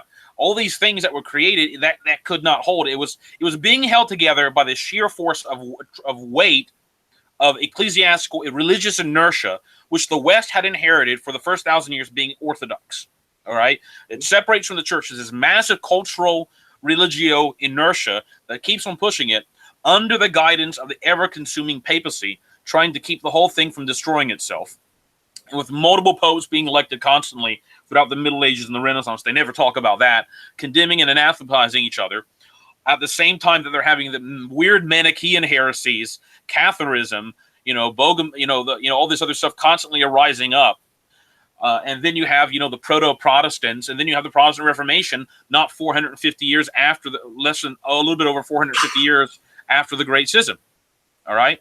So Clement III, Clement III / Weber de Ravenna, the last person in the West with his allies trying to prevent Hildebrand from taking over, they're destroyed in 1100, basically. Yep.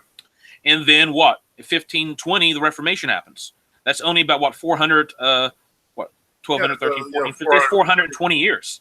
And that's not even Wycliffe, it was 100 years before that. Yeah, exactly. In the intervening years, they're having massive disturbances with multiple counter-popes rising up, attacking each other, countering each other with, all kinds of weird, weird Manichaean-type heresies rising up. And then, Wycliffe, and then Jan Hus, and then the Hussites. And in between that, you have the rise of the orders. The religious orders. And then, so it wasn't like it was some bastion of stability Now, in the sense that it's portrayed, it was probably more stable than society is today, but certainly not in the way it's portrayed, kind of in a romantic sense. Yeah. And It was not like order existed for like 1,000 years before this. It was chaos. So my point is, what happened is, that Hildebrandian system is barely held together, not really, but kind of quasi held together for 400 years. Then it just basically disintegrates in the 1500s, and then Lutheranism, various Calvinism, the Anglicanism, which is a mix of everything.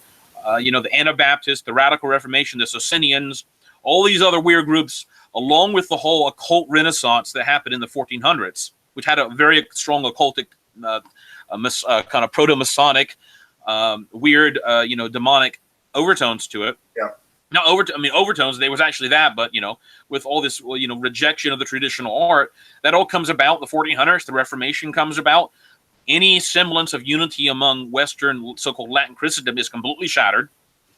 Because the Protestants, of course, were crazy and heretical and all this other stuff, and that's actually true. Right into the Age of Empires, where we start moving out into other countries. Yeah, and for all that, look at the Orthodox world. For all of the problems Orthodoxy had, and there were a lot of problems they had, we were not having our Renaissances and our Reformations and our occultic takeovers. Yeah, the closest you get is Peter the Great going to Italy and going, well, they're rich, I want to be like that. Exactly. But Peter the Great was still not able to change the way people thought in Russia. I mean, the common people.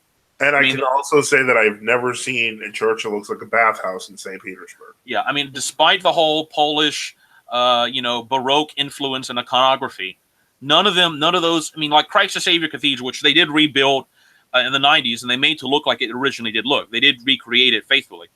Which is kind of one of the Russian cathedrals that had the most kind of Baroque type of, I would say, not technically Orthodox influence. It still does not look like a Renaissance. It doesn't look like gay house. Yeah, that's what the gay house. I mean, I don't know what word to express it. It doesn't look like that.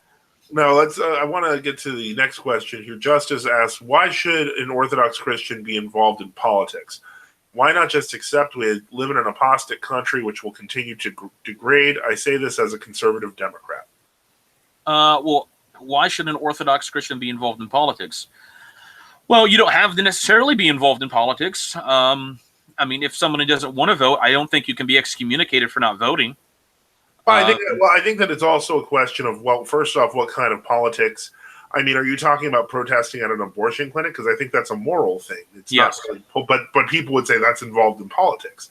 But if you're talking about like campaigning for someone, I mean, I don't know that that's necessary. It's up to you. It's what it comes down to is, as horrifying as it is, we live in a democracy or something. A sham democracy. A democratic republic. The whole point is we live in what is alleged to be representative. And if it is representative, then it serves our interest to look for things that are similar to what we would hope to accomplish in an ideal legislative society, which never happens. So it's all a sham anyway. But the point is, you have to kind of.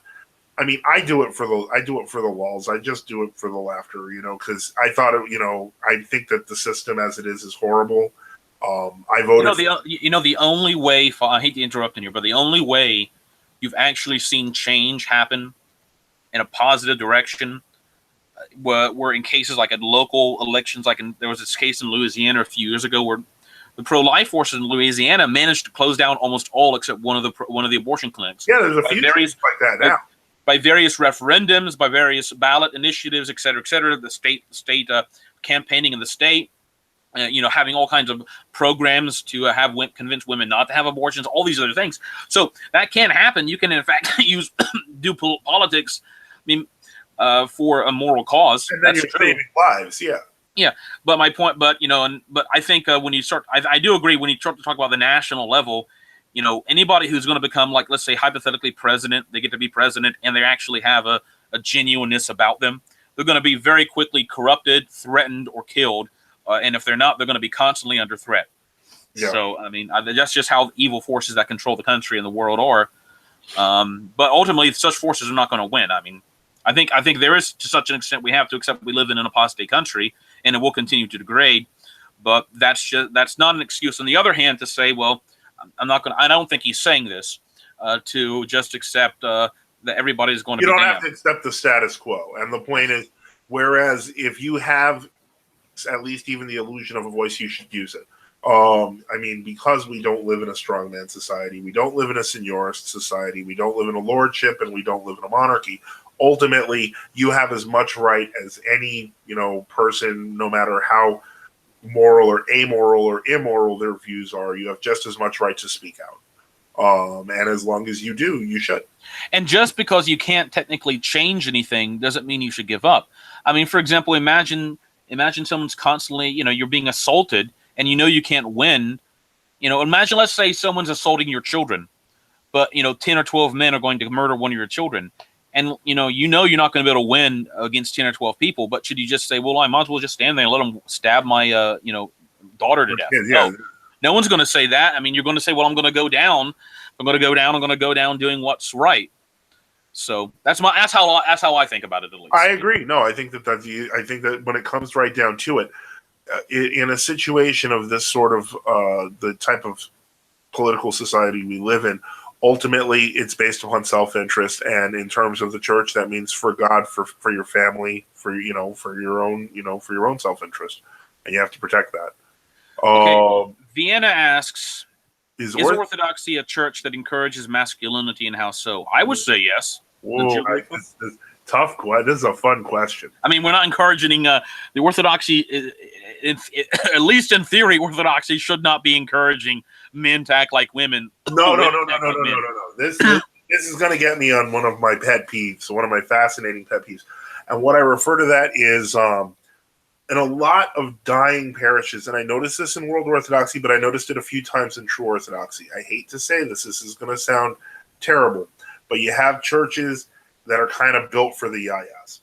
And what I mean by that is that the priest kind of focuses on the grandmothers and so on and so forth, because they're the ones who attend most frequently because they're retired and so on and so forth. And kind of like, it's also an American thing. That's not just it's not just Orthodox. You see that a lot in Protestantism and in Roman Catholicism. A lot of emotional sort of sermonizing, so on and so forth.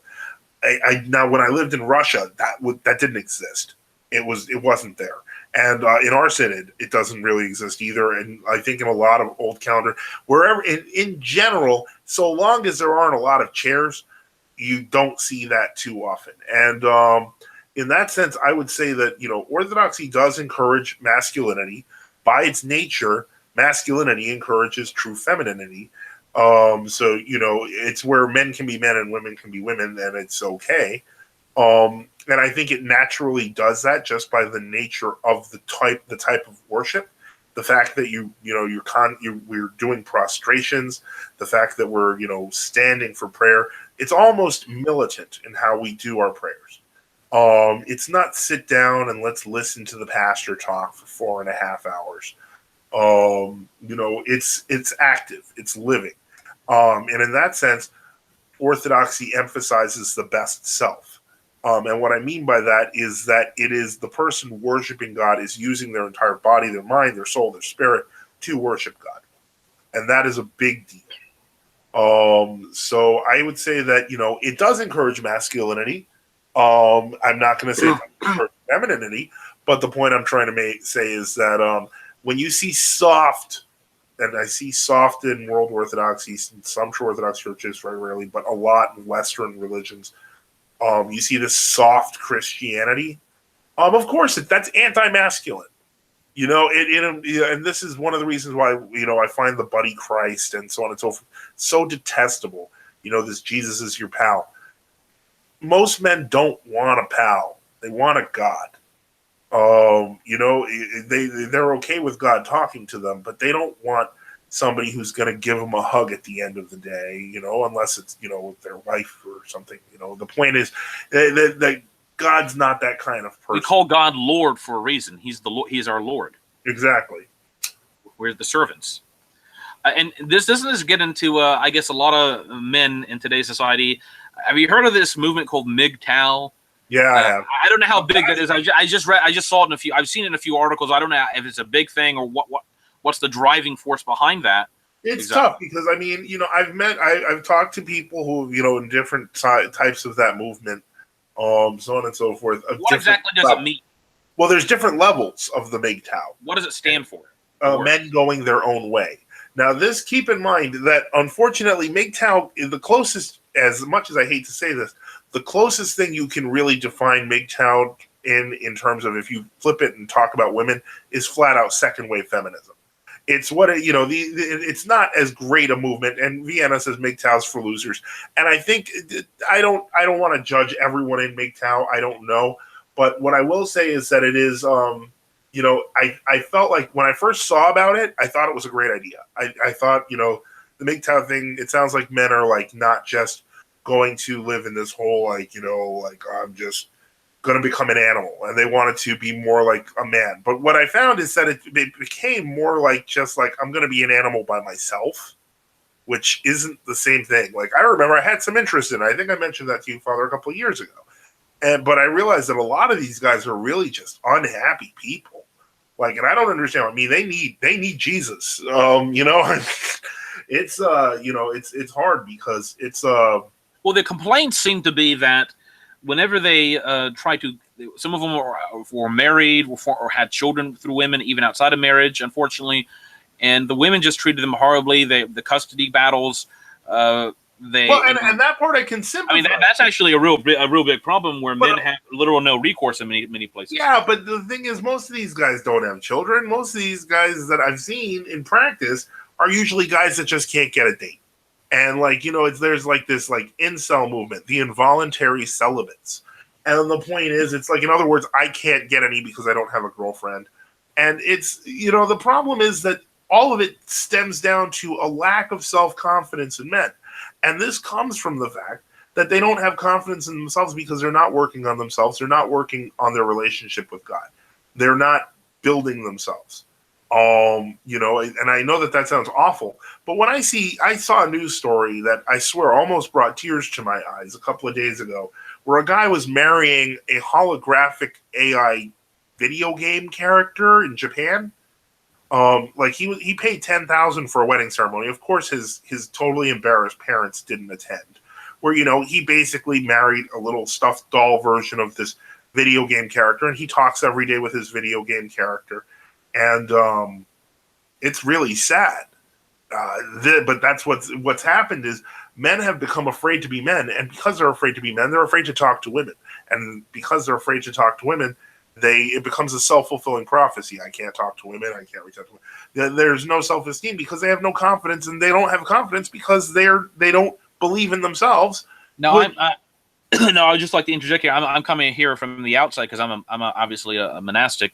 Yeah. But from reading history, it does seem if you go back 100 years ago, let's say into 1918, or even let's say 1900. Let's say 1900.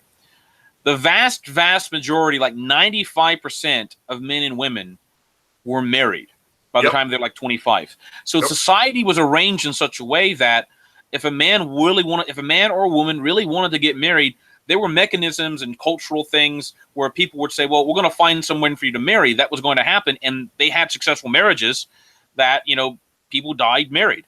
So something has dramatically changed. And I think we can name a lot of things in the past 100 years where that's not the case anymore. If what happened to? So the question is, what, in your opinion, Father, what happened to men from between 1918 and 2018 to completely change this dynamic where it goes from like 95% of men being able to get married by the time they're 22 or 23? Well, I think that it comes right down to the idea of it's not just about male self-worth.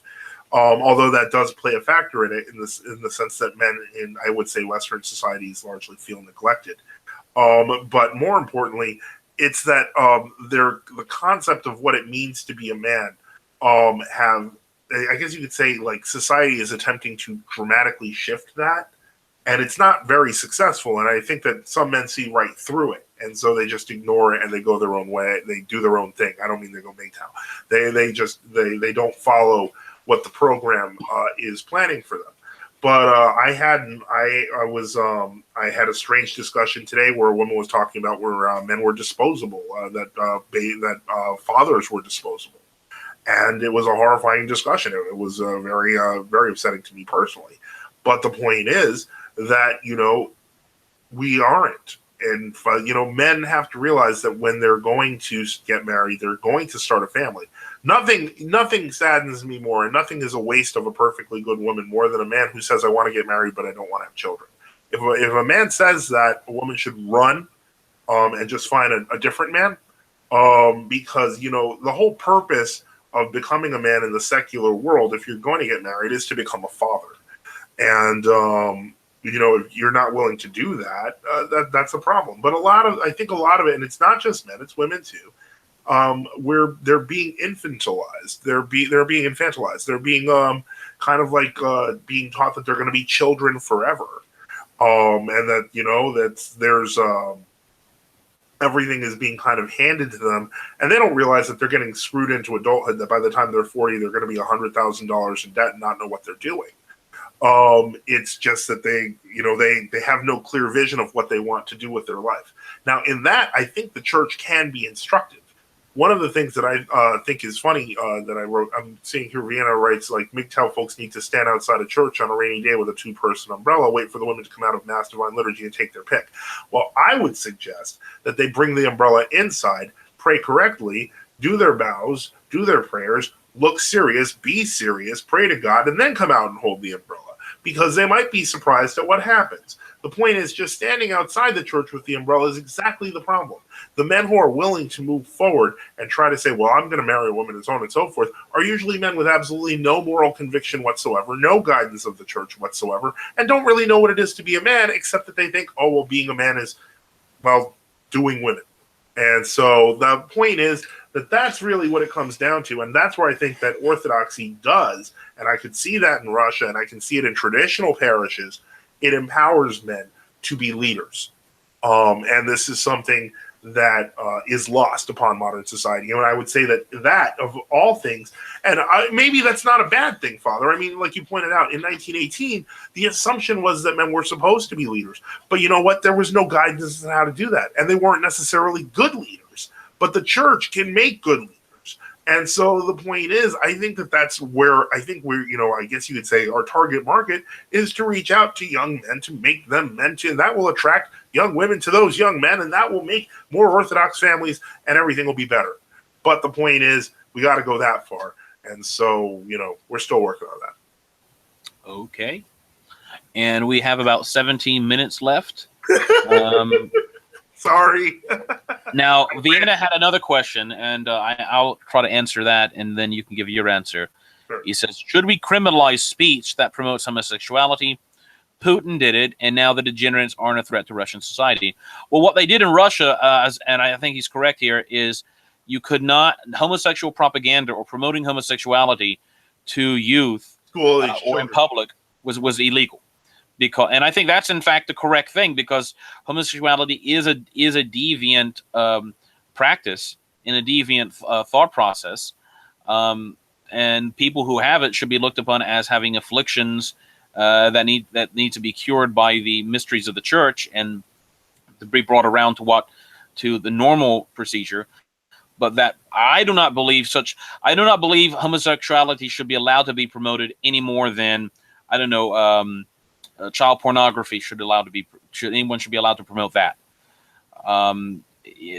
So I think you have a case for that, and in regards to the United States, in terms of laws for that, I think in fact most states had laws against promoting things like homosexuality until the 60s or the 70s, because the First Amendment was not interpreted to prohibit such. I think that was actually things. The 80s and the 90s.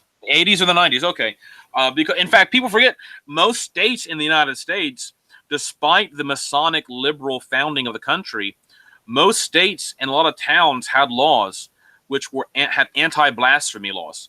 There was the last big anti-blasphemy prosecution was in the late 30s. Yeah. And there was somebody who tried to deny the virgin birth in Maine, and they were actually taken to court and they were fined, and it was some big, and eventually the Supreme Court ruled the anti-blasphemy law was unconstitutional, in 1947 or something like that. But these laws we used to have these laws into basically the mid 20th and the late 20th century that would have prevented such things. So I'm not going to give a general endorsement to Putin and things, but I'm saying is that that's not a bad thing. I don't think a bad thing to criminalize speech and activity that promotes, evil behaviors, and especially trying to promote that to children. I mean, people who try to take their children to these demon. I don't know if you saw that thing on the news about the child book reading in New York City, where there's like this transvestite a man dressed up as like a demon tranny. She had gigantic devil horns coming out, and she was painted, and it was just horrific. And the children were supposed to be being read, to be read to from this person. People being encouraged to take their children to RuPaul drag shows for boys to dress up like girls and things like that. This is all these young boys being taken to gay parades and things like that. These are not positive things. No. And people want, and the whole homosexual epidemic is because homosexual degeneracy promotes itself and propagates itself through vampirism. Yeah. And I think we had a discussion about this some months ago about they cannot have children. So what they do is they abuse children, reproduces through either by physical abuse of the children, sexual abuse, emotional abuse, or some sort of propagandization to make them become like they are. And that's the cycle. The polls that has disappeared down the memory hole. There was a poll of LGBT youth that was done a few years ago, and it found, I think it was an overwhelming majority, something like it was like 80% or 85%, had their first sexual experience under the age of 18. But what was shocking was that the overwhelming majority of those people who responded, their first sexual experience was with someone over the age of 18, effectively saying they were molested. Yes, and the gay boys and men said it was by another man, obviously. Yeah. And so that screwed up their whole thought processes to begin with. Well, yeah, and a lot of these people didn't have fathers in many cases. Up until the 1980s, keep in mind, the early 1980s, the DSM, the Psychological Statistical Manual that was used in the United States, considered homosexuality to be a mental disorder. And it was more based upon the idea that, and we're not talking about religion, we're just talking about the science here. It was based upon, I remember reading psychology texts that came from the 70s, where it was based upon, because homosexual feelings would come from feelings of low self-esteem, which were common to occur in teenagers, but the point is that they worked their way through it. I mean, they're common to occurring teenagers that have been molested. I mean, too. It's exacerbated by that. But I'm just saying that, in other words, these thoughts exist because the kids have low self-esteem, and then eventually they get over it. But the whole point is, the reason this stuff was taken out of the psychology textbooks was to tell these kids, no, that's exactly what you're supposed to be thinking, instead of letting them grow out of it. Well, that gets to the whole point about psychiatry is far more politicized than people would think. Well, it wasn't originally, and it actually Congress. It was because there was a gay lobby in Congress forced the American Psychiatric Association to change the DSM. Yeah, I believe didn't the president of the society, wasn't he against it, and didn't he later say that it was only? And that formed a separate psychological or APA like a rival organization that's often decried as some sort of religious conservative group, but it's actually just a group of psychologists who are like, no, we don't accept the original thing, and now their big fight is with the whole transgender thing, because they realize that when you start injecting these kids with these hormones, if they have gender dysphoria, you're effectively sterilizing them if they realize that they made a mistake. Do you remember this case that was, I don't know, like 20 years ago, maybe it was like decades ago in Canada, in which there was this French-Canadian psychiatrist called Dr. Monet. Maybe he was a psychologist, not a psychiatrist. And he was one of the first big ones to get involved into so-called gender reassignment stuff, Yes. And he convinced this boy, I guess, that he was really a girl. He should really be a girl because of whatever he'd been abused. I don't know exactly how. It was just his quackery, but his quackery that has official representation power. So this was the first case of that. It may have not been the first case, but it was one of the first cases. Here's why it was so. I know in the first case it said that they convinced the boy, but then it was revealed that afterwards that in fact no, he wasn't convinced. He was forced into this by his parents. Well, I think this one was actually convinced. Mm-hmm. But anyway, they basically castrated him. They did all this reconstructive surgery, one thing after the other. And eventually he came to the realization that this was just some kind of childhood thing he had gone through. And, that, just like, it's like a 10-year-old kid decides he wants to be a Ninja Turtle or something like that, Yeah. And, but imagine a psychiatrist encouraging you to have all kinds of weird reconstructive surgery on your face. So this is what happened. So eventually this man realizes, look, I made a horrible mistake. And he goes back to being what he is, but he can't ever get married physically. There's all kinds of problems physically with him, with just using the bathroom, all kinds of things you can imagine. And he ends up shooting himself in the head with a shotgun. And when they asked Dr. Monet later, he was like, no, I don't feel, regretful. It's that he should have kept on taking his medicine. It was his fault, So, a lot of these people don't seem to, they act as if they have an area of compassion, but do they really have compassion if they're mutilating people? Is that really compassion? And all these people who say that, there's a botched circumcision, therefore you got to turn the boy into a girl. I mean, it's absolutely ridiculous. I mean, you're going to make something worse. And one guy who became famous for that, who was a transgender who changed back. If you go to sexchangeregret.com, it's a person who actually went through that, and it's a guy, he was, convinced he was a woman, and then he went back and realized that was a mistake, and he reconstructed himself back. Obviously, he lost everything, but he still, talks about it and goes into detail. So that's something that if you ever get a chance to, if you're ever wondering about that, go to sexchangeregret.com. And then, Vienna has another question, and he says, is it more Christian to have freedom of religion or force everyone to convert to Orthodoxy Christianity? Well, first off, the church position has historically been that the Orthodox Church should be acknowledged as supreme by the state in some capacity. We do not believe in executing people who will not become Orthodox. That has generally been opposed.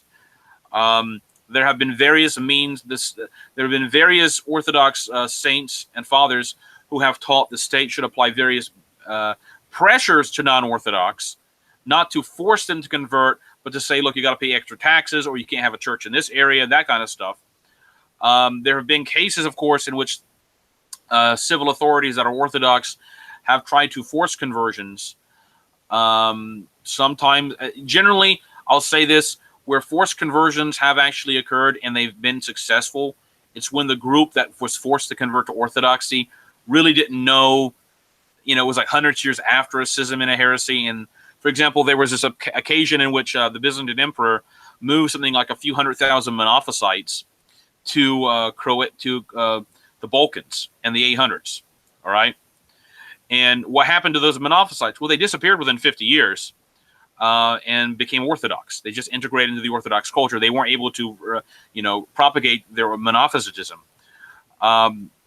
Whereas the Manichaeans who were transplanted, the Paulicians became the Bogomils.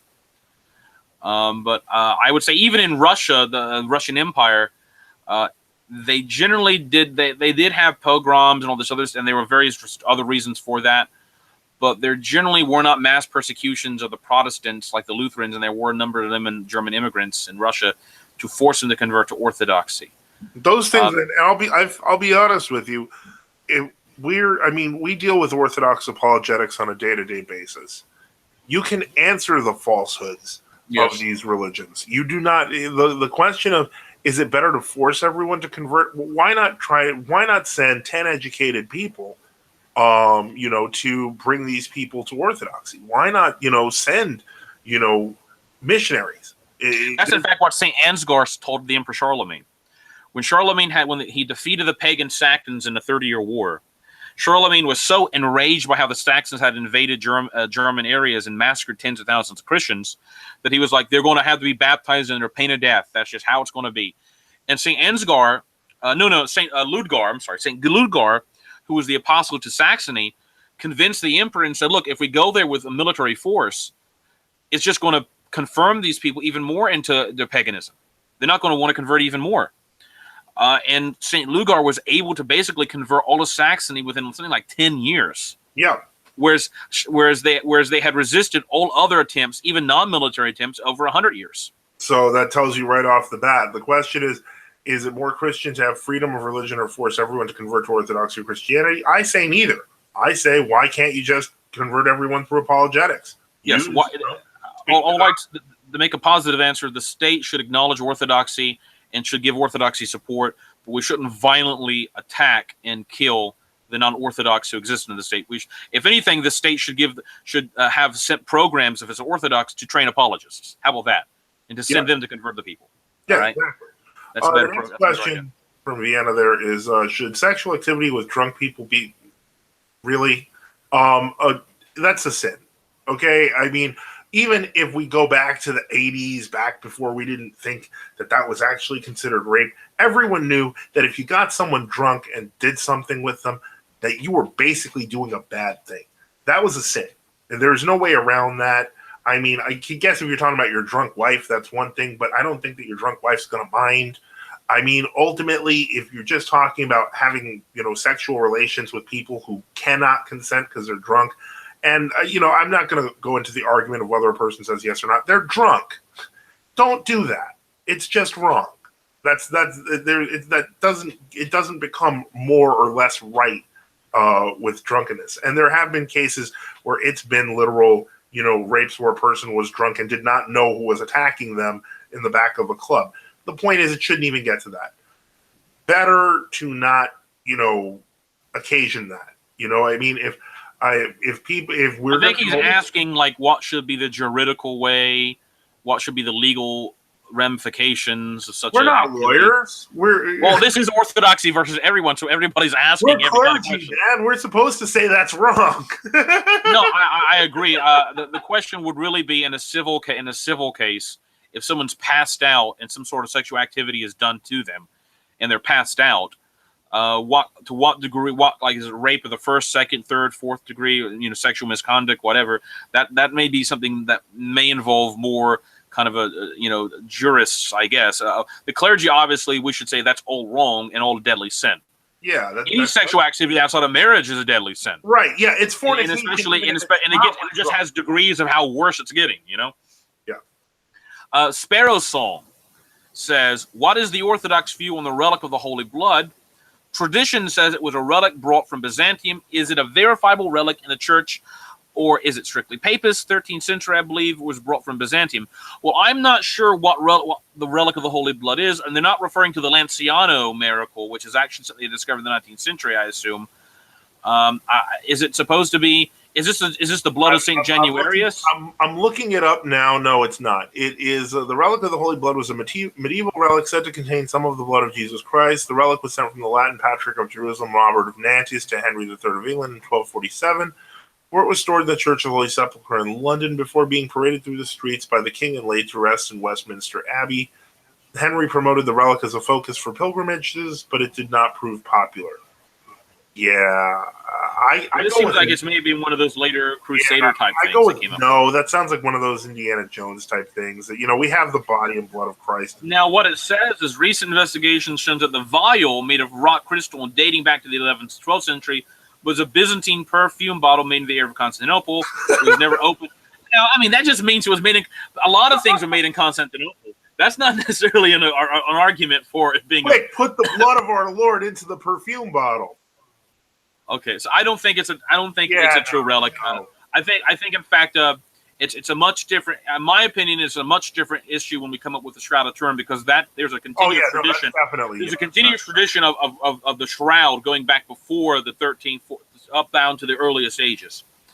Okay, so the next question is by This is going to be the last question, by the way, because we're hitting 10 o'clock. So yeah. So the next person is called All the Stars Are Dead. Okay. Does the Orthodox Church condemn the practice of executing people for religious crimes such as heresy? This is a long-standing practice in the Catholic Church. In general, I will say the fathers generally condemned executing people for heresy or apostasy, even though the civil authority on occasion did do that. For example, the first case I know of a person executed for heresy was Priscillian of Avila, the heretic. I think it was Avila, right, in Spain. Yeah. And he was executed by Aphakius and a number of other Gallic and Spanish bishops who wanted the Emperor Maximian, kind of the counter-emperor, to execute him. However, St. Martin of Tours absolutely condemned it. St. Martin of Tours said that the church has a spiritual sword, which is excommunication. It does not it should not nor should it seek to use a physical sword to kill somebody, and unless they have committed much worse crimes, like they've been a murderer or something like that. And St. Martin's argument was that the spiritual sword is to excommunicate them, to expel them from the churches. If we have to, the civil authority can put restrictions on them using them propagandizing their heresy, but that you should not go around killing heretics. This is something absolutely condemned. Euthachius and some other bishops had the Emperor Maximum kill Priscillian. This was condemned by not only St. Martin, condemned by Pope St. Siricius, condemned by St. Ambrose of Milan. It was, I think, even St. John Chrysostom mentioned, supposedly condemned it. St. John Chrysostom says the killing of a heretic is, in fact, one of the worst crimes because you deprive a man of the ability to repent. Yep. And that he should simply, if you have to confine him or exile him to a village, that's much better. Don't. I mean, now it's different. Now I've gone back and forth on this, but I think the times you do find the Byzantine and the others, basically the Byzantine Empire. So the execution of Priscillian was the only execution of a heretic that actually happened in the West until, like, basically the Inquisition began to happen in the 12th and 13th centuries. That was the, unless you count technically, although Hildebrand, I think you could count that. Yeah. So that was how abhorred it was, in fact, by the Orthodox Westerners, that it was universally condemned. And Euthachius, who was one of the proponents of it, in fact, repented. So you need to read the dialogues of Severian, who wrote about St. Martin of Tours, and he talks a lot about this. No, that should not be something that the church should promote. The cases in which the imperial government, the Orthodox imperial government in Constantinople, did execute heretics, there were cases that generally happened with basically kind of dualistic heretics, like the Manichaeans, who were oftentimes, believe it or not, for all their protestations of being friendly and nice, were extremely violent. The most violent of the Manichaean groups were called the Paulicians, who the Paulicians were extremely militant. They were constantly attacking the Byzantines and causing uprisings. And so there was this period in the 850s where the Empress Saint Theodora actually executed between 10 to 100,000 of the Paulicians. And some people say it was 100,000, some people say it was 10,000, but these weren't exactly kind of just like, your innocent quasi-Buddhist monks or anything. These were like militant forces that have been fighting the empire and constantly causing revolts for 100 decades. That's not exactly executing heretics. There is one case that's recorded of the Emperor Justinian finding a group of senators who were Manichaeans. And there's a lot of subtext to this. And he tried to convince them to renounce the Manichaean heresy. And they said, we would rather die in the flames than renounce Manichaeanism. And so the Emperor Justinian said, well, you can have your wish. And so apparently he put them on a boat, and they set the boat on fire. However, a lot of chroniclers actually, this is from the back of my mind, say that the Manichaeans actually self-immolated. It wasn't the emperor. That what happened was that Procopius, who kind of was like an enemy of the Emperor Justinian, kind of said, oh, he did this, But a lot of other historians say that's kind of probably not what happened, that some of these Manichaeans, in fact, burned themselves to death. Like, that's actually happened with weird heretical groups. But so now what is true is in the 790s, Patriarch St. Nicephorus and the Holy Synod did ask that the Paulicians be put to death. But that goes back to the point of the Paulicians were often extremely violent. And St. Theodore the Studite opposed it. St. Theodore had the view that we should just send missionaries to them and try to convert them in that way.